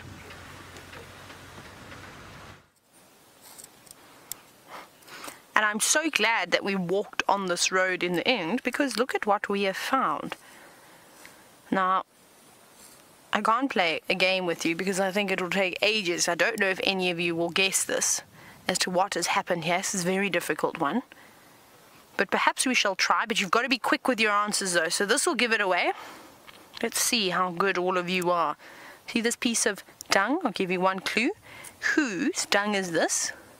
And what has happened here? So send your answers through to #SafariLive or questions@wildearth.tv in case you do not have a Twitter handle. But it's really interesting, and it's very much like a crime scene. We have got carrion beetles that are moving through this stuff, over here, and there's lots of them. There's even a couple of them that occasionally have been mating. And then have a look what I found inside. Look at that.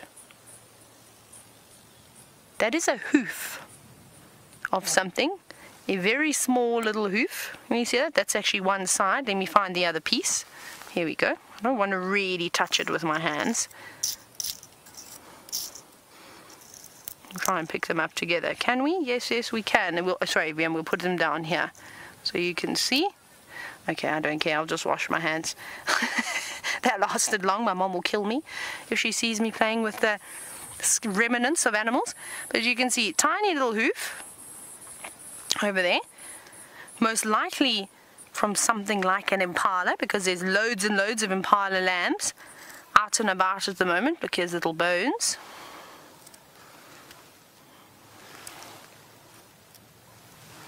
And something like this you'd completely drive past.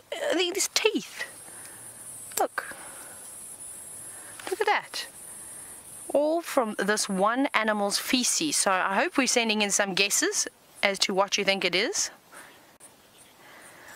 Oh my goodness, there are some old professionals that are watching Safari Live. Well done to Raisa, first guess, and you've guessed hyena, which is correct. Congratulations, you win the prize of getting your name said out loud, I suppose. That's a good enough prize. And it's very old hyena dung. It doesn't look like it is too fresh. It's hard, it's been baking in the sun. And of course, the carrion beetles have come around here and they have completely turned up everything, well, turned everything upside down, really. Now, carrion beetles are also known as burying beetles, but what I'm so interested about is why are they here? We normally see them on carcasses, and I actually showed you, I think we may have seen one this morning, but we also saw the carrion beetle larvae the other afternoon crawling all over the buffalo carcass that's near Buffelshoek Dam. Now I know they eat the flesh, they eat all the bits, and they clean the bones up nicely, but why are they here? I have to do a bit of research because I've never seen carrion beetles just in hair before. And obviously there's not really much left in this hyena dung, really, except calcium carbonate, which is the excess. Do you want to fight me, little beetle? It does too. It's very curious. Oh, look, it's walking up my tool. Now off you go. You cannot mate with my tool. This one I think is a very frisky little beetle because it's been walking around and pushing all the other beetles around. What's going on over here? Is there misbehaving going on in here? It looks like there's a lot of misbehaving. Can you see them misbehaving, Via? Do they look like they're misbehaving to you? Maybe they're just wrestling. I'm not sure what those beetles are doing, but there's 3 of them now, and they're all crawling all over each other, and 2 of them are laying on their side. Isn't that bizarre? This is so exciting, and this is what I love the most about being out here on foot, or just being out in the bush every single day, is coming across something like this. Like I said, never seen carrion beetles in hair before. Have to do a bit of research and find out maybe there's something that they particularly enjoy feasting on over there, or maybe they're collecting it. I am not sure. Maybe they're the greatest knitters in the world and they're building a nest of some sort. That's probably not the reason. It's probably not true. I've made that up, so please don't believe me or quote me on that. But Jamie has got a couple of dwarf mongoose for you this afternoon. Do you think if the carrion beetles knitted a sweater, perhaps they would knit one that would fit this adorable little creature? That was the first thought that came into my head when Kirsty relayed what Taylor was chatting about with the carrion beetles and her hyena scat. Nevertheless, we've been sitting with this family of dwarf mongoose. It's now down to 1 dwarf mongoose. They were about 5-ish, 6-ish when we started. We're now down to 1. The rest of them have all gone to ground and disappeared into their termite mound burrows. This little one is still soaking up the last warmth of this afternoon before the storm hits. And like many of our animals, they will be one of the first to disappear off when a storm does hit. And they don't want to be running around when it's raining, and when it's windy and when it's dark. It's very, very dangerous for something that is that small, and therefore on the menu for quite a few things. But definitely one of my favorite animals to see, and I'm glad that we've managed to see them on my first afternoon back. A little dwarf mongoose. And just to give you a sense of scale, hello, yes, I am talking about you. Just to give you a sense of scale, because it's very difficult to see it when you're looking at it on a screen, particularly for those of you that are new to these live safaris. That little dwarf mongoose is probably, with including its tail, no longer than my forearm, and only a couple of 100 grams. I think I worked it out that it would weigh about 12 ounces. Have I got that conversion right? Yes, I think I did. About 12 ounces, because they only reach a maximum around 300 or so grams. So tiny, tiny little creatures, and in fact the smallest of the carnivores out here. Casting about anxiously, listening to the storm and the sound of the wind. These little mongoose would have spent their last few hours foraging for various insects. They're fierce hunters of things like scorpions. And I wonder, maybe even carrion beetles, although I'm not 100% sure.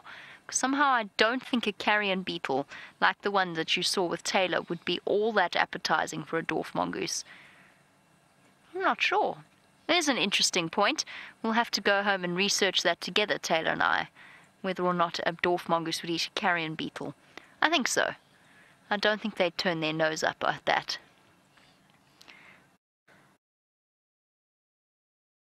Now, this is something that I've noticed as well, and Heather's raised this point, saying that she loves the grass around these mongooses.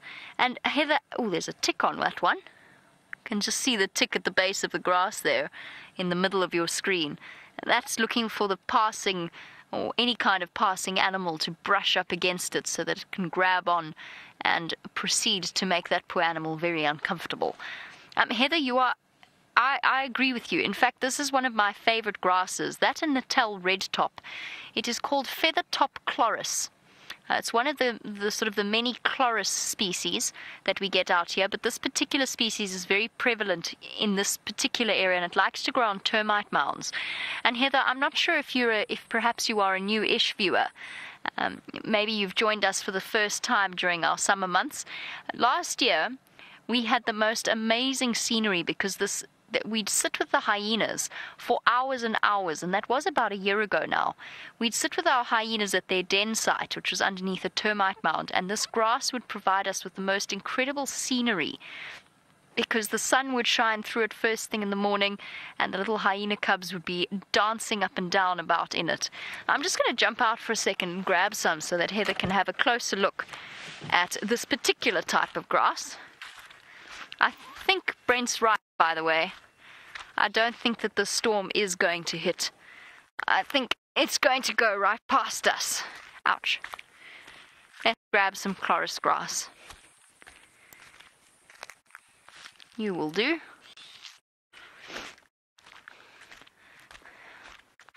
Now here we go. I'm going to jump back in the vehicle and then we can have a closer look at this grass that Heather says she loves. Because it is fascinating, the different approaches of the different species of grass. For example, let's grab some Eragrostis. What else have we got around here?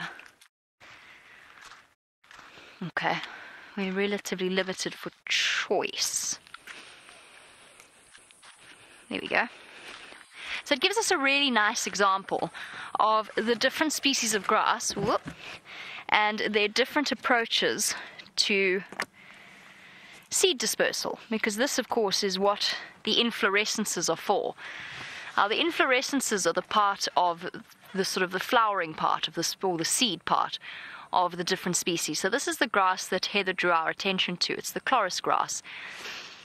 And these spindly fibers, when the seeds are ready to be dispersed, will very easily embed themselves in the fur of animals. So that's one way in which the chloris disperses. They're not quite ready yet, so the seeds are not too sticky, or the hairs are not too sticky. But it's very smooth and a very silky, silky grass. It's quite beautiful in its own way. And as it gets riper, these various filaments will spread out in a way that will maximize the surface area. Isn't that pretty? And then, of course, you've got different approaches of other species of grass. So we've got seeds. Oh, that's so sticky. This seed, for example, which at first I thought was signal grass, but is not. I must double check which species of grass this is, but it's got very, very sticky seeds. You can see one's already managed to land itself on my finger. So it's got very, very sticky flowers and seeds.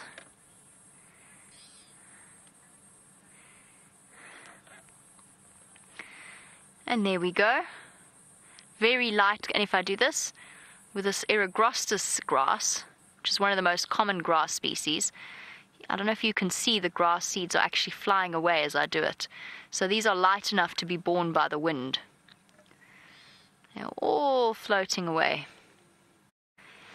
Now, speaking of our chloris grasses, we have a question about which particular animals would like to eat the chloris grass.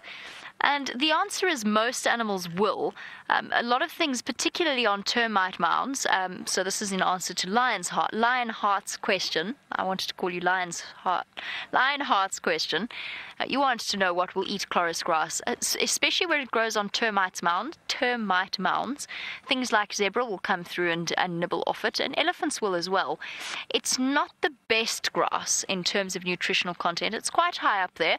No, it's not. It's somewhere in the middle. Let's put it that way. It's in sort of the middle of the range in terms of really nutritional grasses, as opposed to something like the Natal redtop, which is really far down, and we'll show you Natal redtop once we start to see them.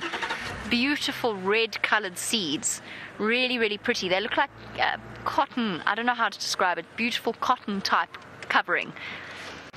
So Natal redtop is very bad, and then Eragrostis, which I thought I had a moment earlier, but I didn't. Oh no, sorry, not Eragrostis, panicum grass or buffalo grass. That's got very, very good nutritional quality, as does something known as red grass, which we don't see all that much. And I find now that summer's come back again, I'm feeling the urge to go and brush up once again on my grasses, because for 8 months of the year, you kind of forget all of these things and all of the different species. But it is amazing to see the difference between 10 days ago when I was last driving and now, and how many more grass species I'm seeing. I know that somebody loves grasses, because I see that he's been reading the grass book while I've been away. Let's head over to Brent to see what he has to tell you.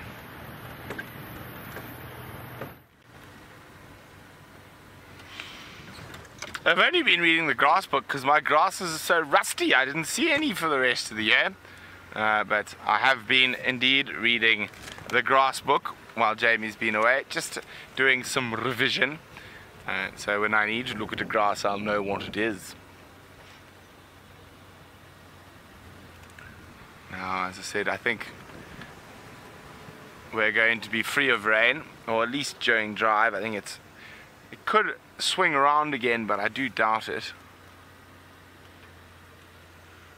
So, no rain, let's look for leopard.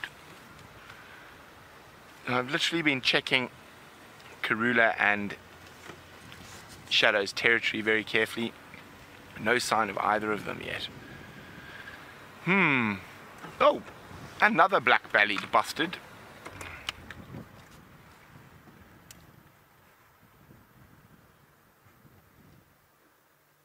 Here we go, another male black-bellied bustard. Hoping to find a mate. Are you going to give us a display call? Oh. Come on, you can do it. Give us a champagne cork pop. Now, Herbie is brilliant at emulating these guys.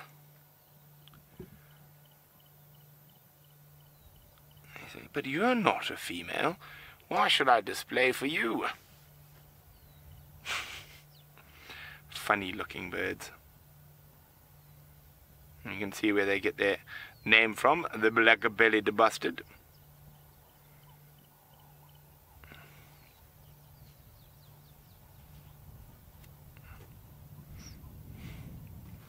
So he's heading out into the open grasses again. He might want to find a spot to display. So if we keep still, Well, you might get a bit of a treat.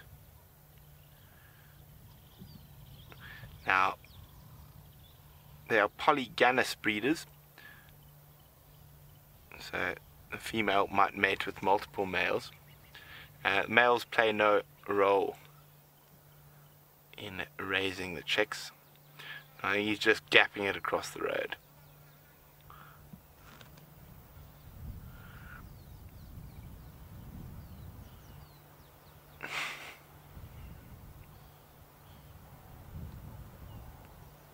Oh, here we go.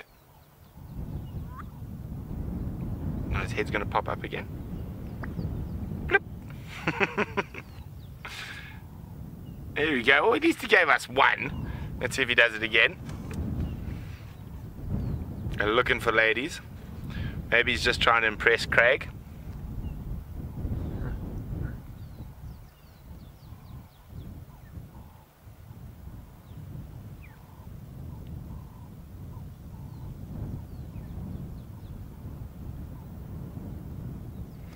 They do have incredible movements. Now, these are not normal movements.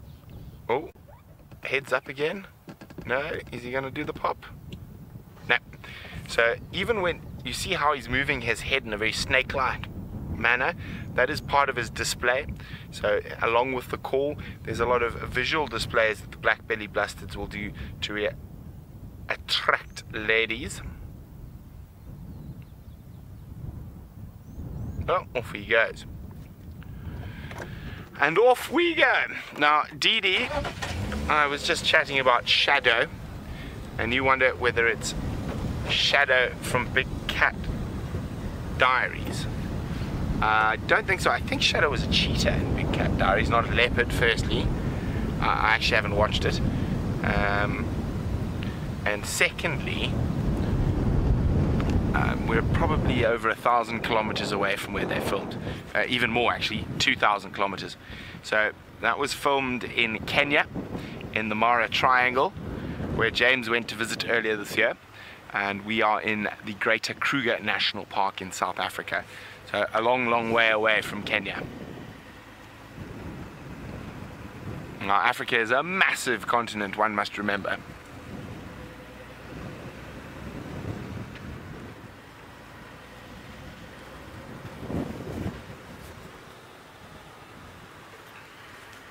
Hello, Cat in Tampa. Cat says black-bellied bustards' heads look ostrich-like. Are they distant relatives? I don't think so, but if they are, it's very, very, very distant relatives. The bustard family and the ostrich family, as far as I can remember, are not very closely related at all. They're related to Korans and other bustards.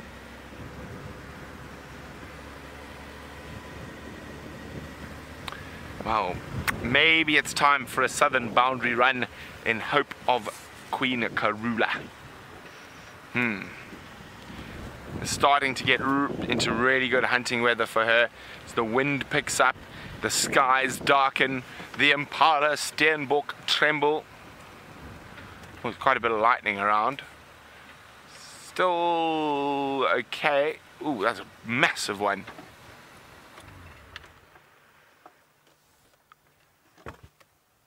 Six, 7 k's away still, so still far enough away for us to carry on safely. Okay, while we do that, it seems like little Taylor is running off before the rain comes, so she would love to say goodbye to you.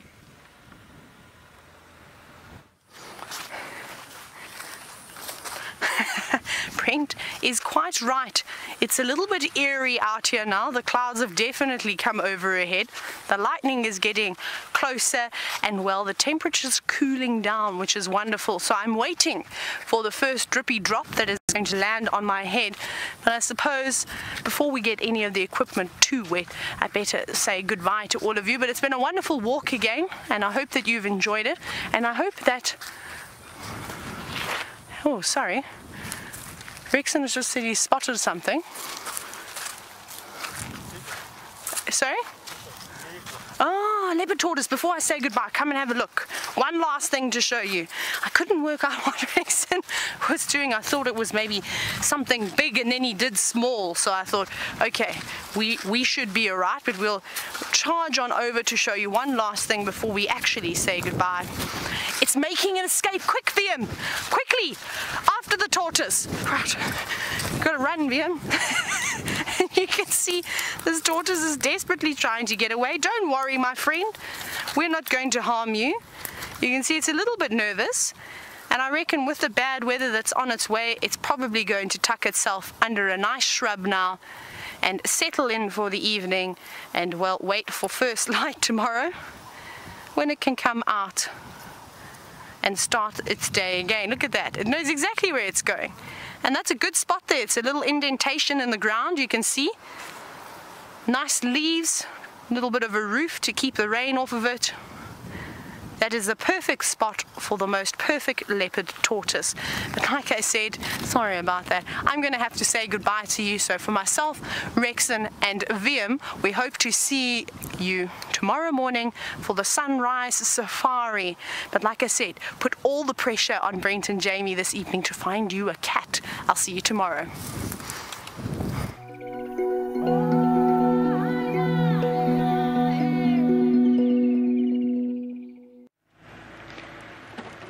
So whilst a bushwalk heads home in the face of the fierce storm and the impending darkness, never fear, because the vehicles can stay out, and as Taylor said, the pressure's on now to find a cat.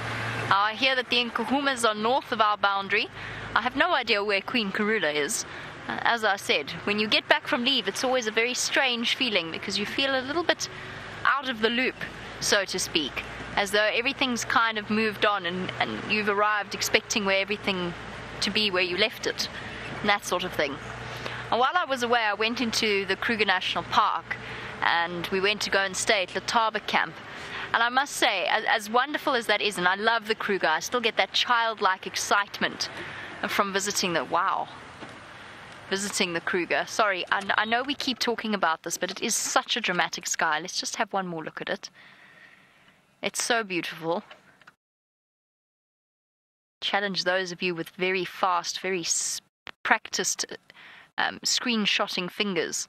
Perhaps you'll manage to get a screenshot of the lightning, although of course now I've said there's not going to be one single flash, is there? Oh, no, there was one there.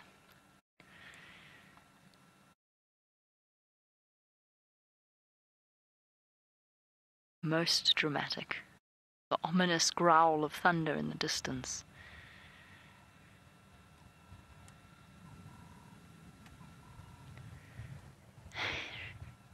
Reverberating a full 360 degrees around us.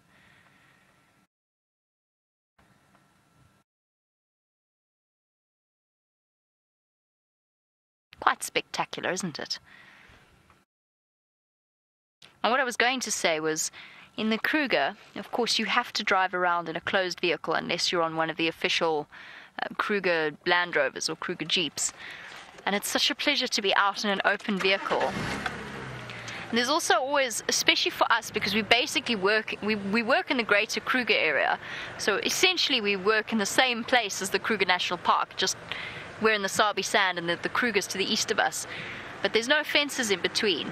And I've become so accustomed to, over the years, launching myself out of the vehicle whenever I feel like it and going off for a little stroll and perhaps collecting chloris grass or something along those lines, that it becomes quite a struggle to then adapt to not being allowed to do that, because you aren't, and for very good reason. They can't make exceptions, and they can't have tourists who are able to drive themselves around there, jumping out wherever they please. Aha, I see. Sorry. Let me try and show you what I see. I see little lion tracks in the sand. Not fresh lion tracks, unfortunately. Or have I made your life very difficult? I have, haven't I? Hold. Let's give it a go. I like that. I like that spirit. There we go. Brilliantly done. Perfect. Well done, Kenan. Thank you. The not-so-fresh tracks of a lion pride that I am going to assume walked along this road sometime last night. And again, given the opportunity to hop out, that is exactly what I shall do. Just because I want to see it. Oops, sorry, that was not Kenan, that was me accidentally taking my foot off the brake. I'm just hopping out to have a look at the size of the tracks. Definitely the females were here in Kahuma Pride. I was hoping I might get a chance to see the cub tracks, just to see how much they've grown in the time that I've been away. I have, of course, been enjoying all of your screenshots while I've been away, keeping me up to date on the comings and goings of the various animals. So I do have a rough idea, but it would be nice to see them. Oh my goodness, lightning everywhere now. It would be nice to see them once again in person. I'm going to duck out of the way of this very exposed spot and head into a slightly more protected area. Let's head over to Brent, who's also looking at the gorgeous sky.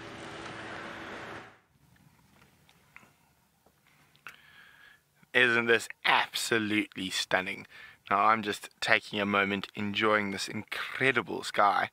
Now get ready for lightning. We have seen some massive bolts. So who's ready for a screenshot of lightning?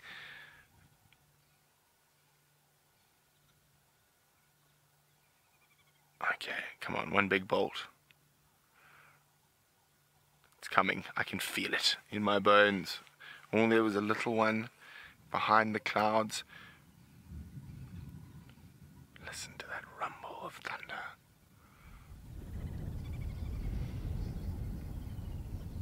And anyone who mentions, oh, still behind the clouds, anyone who mentions Toto, and I Miss the Rains down in Africa, is banned.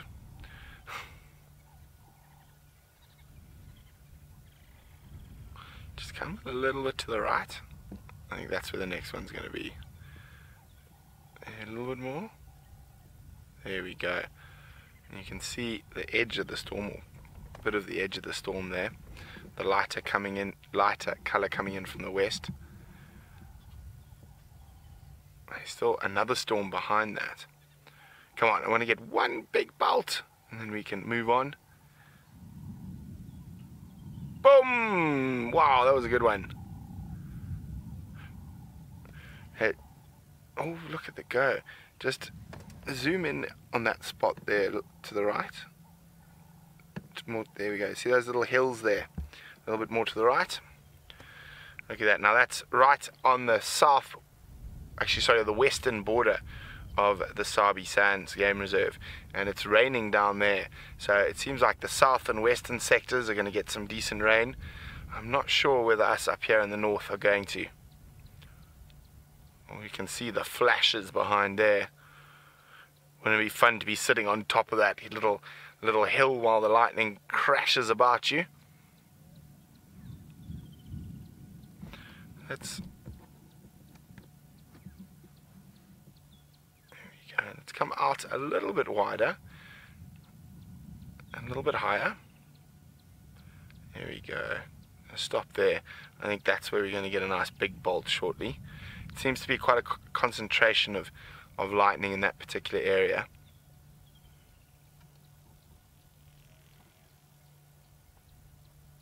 Oh, it is magnificent.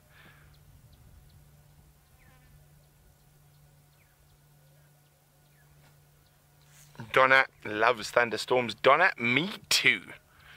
I could literally sit and watch them for ages.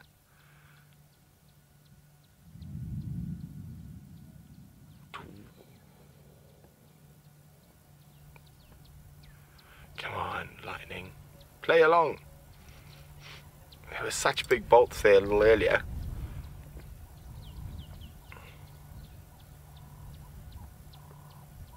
Okay, we'll give it another minute. If we don't get a nice big bolt, then we'll move on.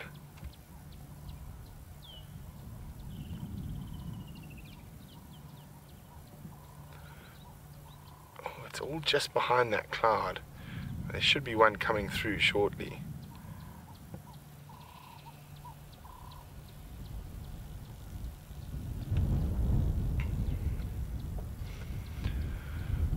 Hello, DD Star. DD Star is wondering, do we get flash floods? Well, indeed we do. And it's the most common sort of type of flood in this area. The rivers come up very quickly, go down very quickly.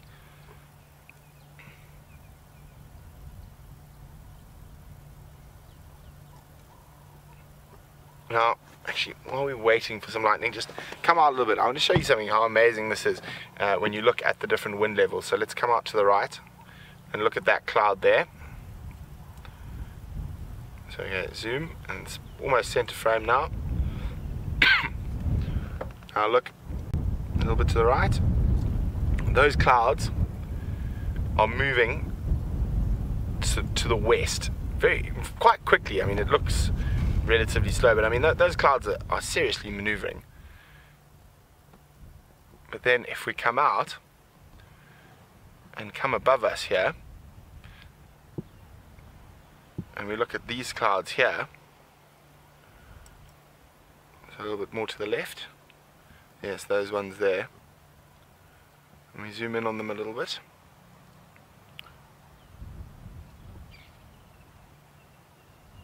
Oh, there we go. Those clouds are going in the exact opposite direction. So there's different levels, or there's different winds at different heights. I've always found it amazing where you can sit here watching a storm, we've got clouds going in the exact opposite directions. But it looks like if we come out, the lightning's not really playing along with us at the moment. But it is a spectacular sky. But now let's go see if we can put a spectacular leopard in front of the spectacular sky.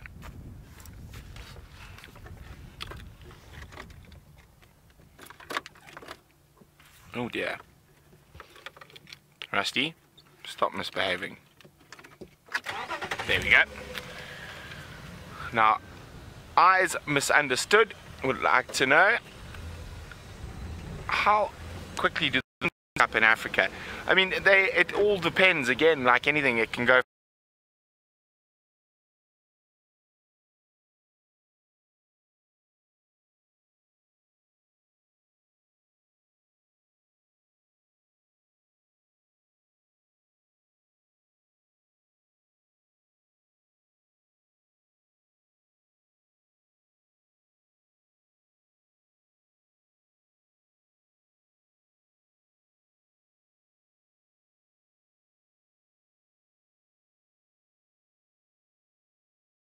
Is almost definitely, let me just double check that. I'm pretty sure that's a male that we're looking at. And I'm not quite sure whether perhaps we actually interrupted his courting attempt of the female that is, oh, well, never mind, he's been distracted by dinner. There was a second squirrel with him, and it made me wonder whether or not perhaps we hadn't interrupted something. It might also have been a disagreement between two male squirrels, but whatever it was, he seems to be quite thoroughly distracted by the prospects of seeds and other things that he can find on the various plants on the ground. This is quite cute. We don't often get to watch this. Grabbing it with his little hands and munching away quite happily. What were you up to, mister? Yes, it's most definitely a boy. And I'm pretty sure I did interrupt something a little bit earlier. Now, interestingly enough, squirrels, of all of the animals out here, they have one of the largest, just in terms of talking about whether or not it's a boy or a girl, they have one of the largest proportions in terms of testicle to body weight ratio, which sounds like a really obscure sentence or a really ridiculous sentence to say, but they do have a particularly large testicles for their body size, which gives them the males a very, very distinctive identifying feature. And one of the reasons behind that is because squirrels are not in any way monogamous, and they have to produce as much sperm as possible in order to ensure successful passing on of their own genetics as opposed to another male's. So essentially, to mate with a female, she'll then go off and mate with any other male that she happens to find in the area, and as a result, squirrels have evolved particularly large testicles as a way of keeping up with the production of sperm, so essentially ensuring that they are the fathers and not any other male that she goes and mates with. She's still watching him while he nibbles away. She is clinging onto a tree, looking on anxiously. I think it's a she. If we just go up onto the top of that tree there to the right, there we go. There she is. Hard to tell, but I'm relatively certain that that is his lovely lady friend. Peering anxiously down at him. Are you going to descend and reunite with your gentleman? Or perhaps have we ruined the moment forever? I do hope not. I do doubt that as well, just by the way. I'm sure that they will not be distracted for long if that is what's been happening here. Amazingly agile little creatures, and always fascinating to watch. And of course, it's an animal that most of you will be able to relate to, because you have squirrels in various forms and various colors throughout the world. And whether you know the grey squirrels or tree squirrels or red squirrels, if you're fortunate enough to have any of those in your area where you live, it'll be an animal that you're particularly familiar with. I think a highly underrated animal. Oh, there we go. Lorena says that she has black squirrels where they live. That's amazing. I would love to see a black squirrel. I've seen pictures of them, but I've never ever obviously seen one in person. I've seen one red squirrel once when I lived in the UK. The rest of them, of course, were the grey squirrels. Some ants crawling up and down the tree there. The rest of them were the grey squirrels that, of course, have taken over most of the UK as an introduced species, as a pest, an exotic species, and actually outcompeted with the red squirrels. But I've never ever seen a black squirrel, so that is something I would love to see. I did, however, in the same place where the honey badger was raised, I did once have my shoe taken off by one quite aggressive ground squirrel. They were terrifying, I promise you. Those ground squirrels were probably the scariest thing I encountered in my entire time living and working in the southern Kalahari. You'd go and you'd sit on the veranda, and you'd want to have your cup of tea or whatever it was when you were sitting outside. And if you weren't careful, if you weren't paying attention and you weren't wearing shoes, they'd come up and they'd sink razor-sharp teeth into your toes for no reason. They'd just obviously become very used to people. It's one of the animals that you always... Oh my goodness. Let me just count the seconds here. The lightning is around us. Okay, that one was still a bit further away. The lightning to the west of us is getting closer. The lightning to the south of us is much more extreme. Of course, now it's going to vanish again.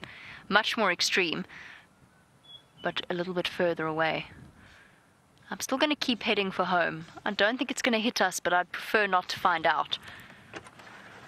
Let us keep going and leave our squirrels to their pursuits. Now, while we go past our little squirrels, Suzanne, you wanted to know whether or not we have flying squirrels. We don't. Again, something that I would really love to see. We don't have any flying squirrels here in South Africa. I find the concept of a flying squirrel fascinating, but no, we don't. We don't have any here. We have only the tree and the ground squirrels. And of the two of them, ground squirrels are definitely the more terrifying, especially when they're attacking you or your toes without any provocation, particularly the big males.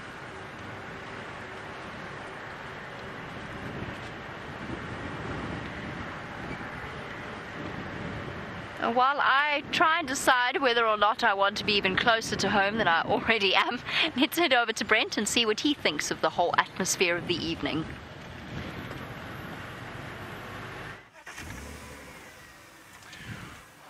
Well, we are doing a little dabble down the southern boundary, hoping... Hello, Shawnee. Well and yourself? Long time, happy Christmas. Can you give me Karula as a present, please? Oh, really? Cool, thanks very much. We'll see you soon. And Sean from Arethusa. He's a very happy man. Then he saw me, he's on Oh, I thought I saw a leopard for a second, but I didn't. He started shouting from quite some distance. But at least we know that one of either Hosana or Shangile was just down this road, so there's a very good chance they could be around here. And wouldn't that be a nice little treat for the end of drive? Now, I heard Jamie was talking about squirrels and flying squirrels. Now, I've actually seen flying squirrels in Africa. They're called alamuras. I've seen the Lord Derby's alamura in Tanzania and in Gabon. There used to be one that lived near my house, or my tent. When I say I had a house in Tanzania, I had a tent. A big tent, though. Bigger than James's tent, but I used to live in it. And there I used to have a flying squirrel. Now, the incredible thing is that...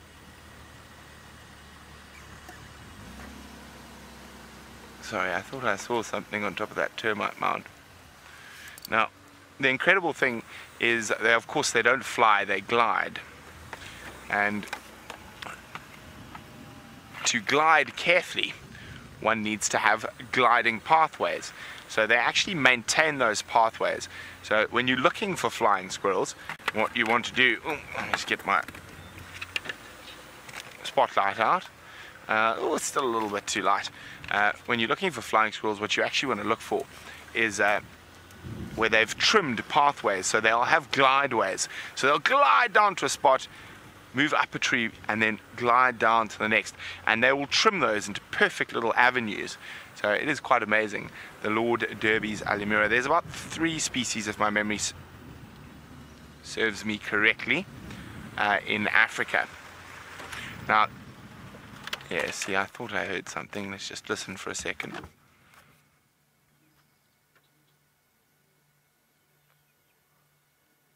Thought I heard a squirrel alarming.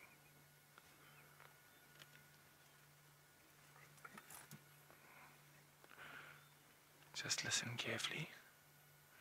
It's gone silent. Oh, I don't know if you heard that. Duck, duck. One big drop. Nah, so not alarming. Oh, we got 1 big drop. 2 big drops. Uh-oh.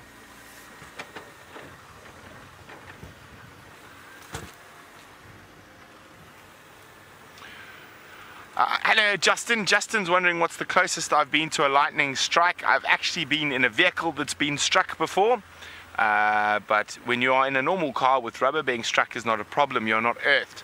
Now, our biggest problem is if we get struck on our antenna, we've got 4 deep cycle batteries out in the open here, and that could cause a bit of problems for us. We would be very toasty.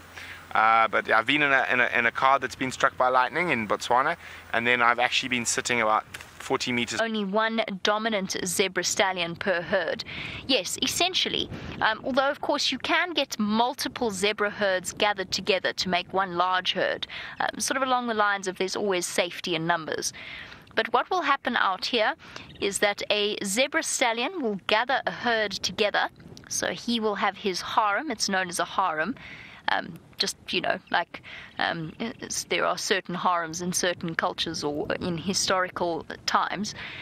He has his harem, and he is the dominant stallion, and he'll have a collection of mares, and within that harem there will also be a very strict hierarchy.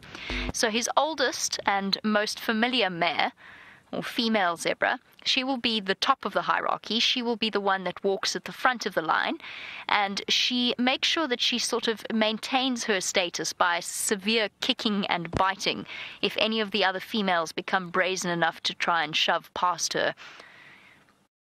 And then it will sort of go in descending order of rank depending on when the females joined that particular herd. So yes, you will also find bachelor herds of zebra. So you don't necessarily find just the breeding herds. You'll also find bachelor herds of young males that have decided that there's always safety in numbers, but they haven't yet gained the strength or the experience to have gathered their own harem. And within those zebra bachelor herds, there will be a certain degree of hierarchy. No, they're all over the show this afternoon. They're all coming back once again. There will be a certain hierarchy where the older stallions will probably take the top spot. Let me try and oh no, we're all galloping now. Where are we all going? Disappeared. They're a little bit skittish. I wonder if it's not the storm building in the air. Let me try and reposition for one more view. Let's try and get a little bit closer. I'm very interested to hear the answer to Justin's question as well about the kicking power of a zebra. That would be fascinating to know. Hold on a moment. Let's try for one last view. They might have vanished, but let's try.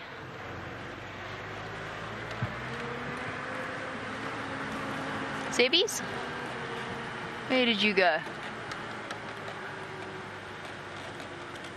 Oh, they're playing hide and seek, which they do very well with those stripes. No, I can see them walking off into the distance. They've changed direction once again, and they're on their way into Chitwa, which is south of our boundary, unfortunately, so where we can't follow. So while Kellen and myself race off towards Cheetah Plains, which we're going to do now, let's head back over to Brent to find out what his plans for the afternoon are.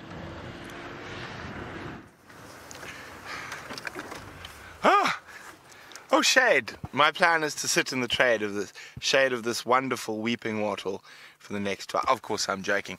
I'm actually, after seeing those elephants covered in mud, I'm really hoping we can find another herd of elephants, but covering themselves in mud. So I want to find some playing. So I'm heading down, checking all the major water holes and mud wallows, also stopping in every little bit of convenient shade as we go. But also, you can see, if we go pan up to the horizon, you can see we're living dangerously. We are heading straight south towards the dark, stormy clouds.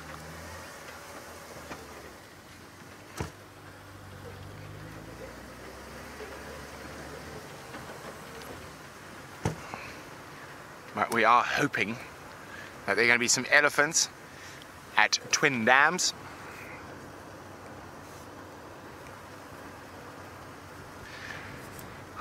Hello, Lane. Lane is wondering where the tailless elephant I had to give a lesson in good manners to this morning has gone. Now, I'm not sure.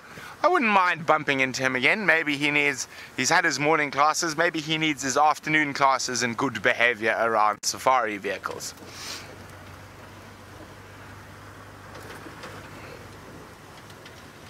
But he could be anywhere on Djuma. He could have walked all the way through to Arathusa already. We don't know.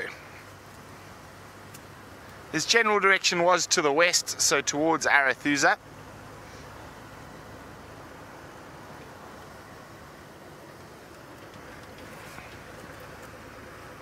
Oof, it is warm. Well, I suppose it's not as hot as it is really humid today, so hopefully, fingers crossed, we are going to get a bit of rain later. Now Taylor has got something with leaves on it to show you.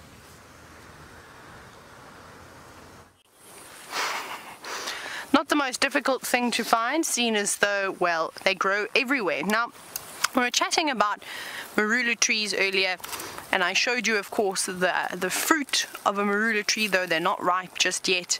And, well, they shouldn't really be dropping off. I don't think they're going to taste very nice. I'm sure with the lack of water we've had, they'll be exceptionally bitter. Now, you had my favorite animal with Brent, a beautiful herd of elephants, which is wonderful. We might even catch up with them, hopefully.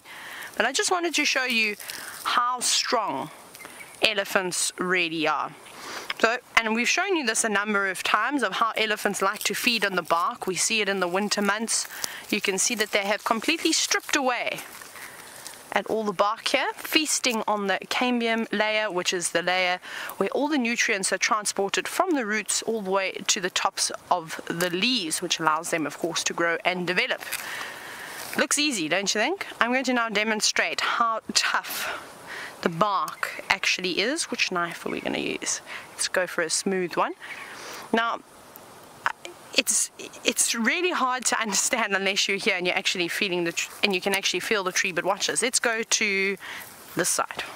Look here. I'm going to try and stab this knife as hard as I can into the tree. Now, if you're a young child and you are watching this, please do not try this at home. And I'm just demonstrating, of course, and I've got VM here. He's watching me. He's told me I'm not allowed to cut my fingers or anything like that, so we'll be very careful. So I'm going to try and push this knife as far into the tree as I can. I'll probably end up breaking the knife. That's it. That is as far as the tip of that blade goes in. It's probably, well, the length of your thumbnail. Not very deep, and I hit that really, really hard. But now watch. Yeah, there's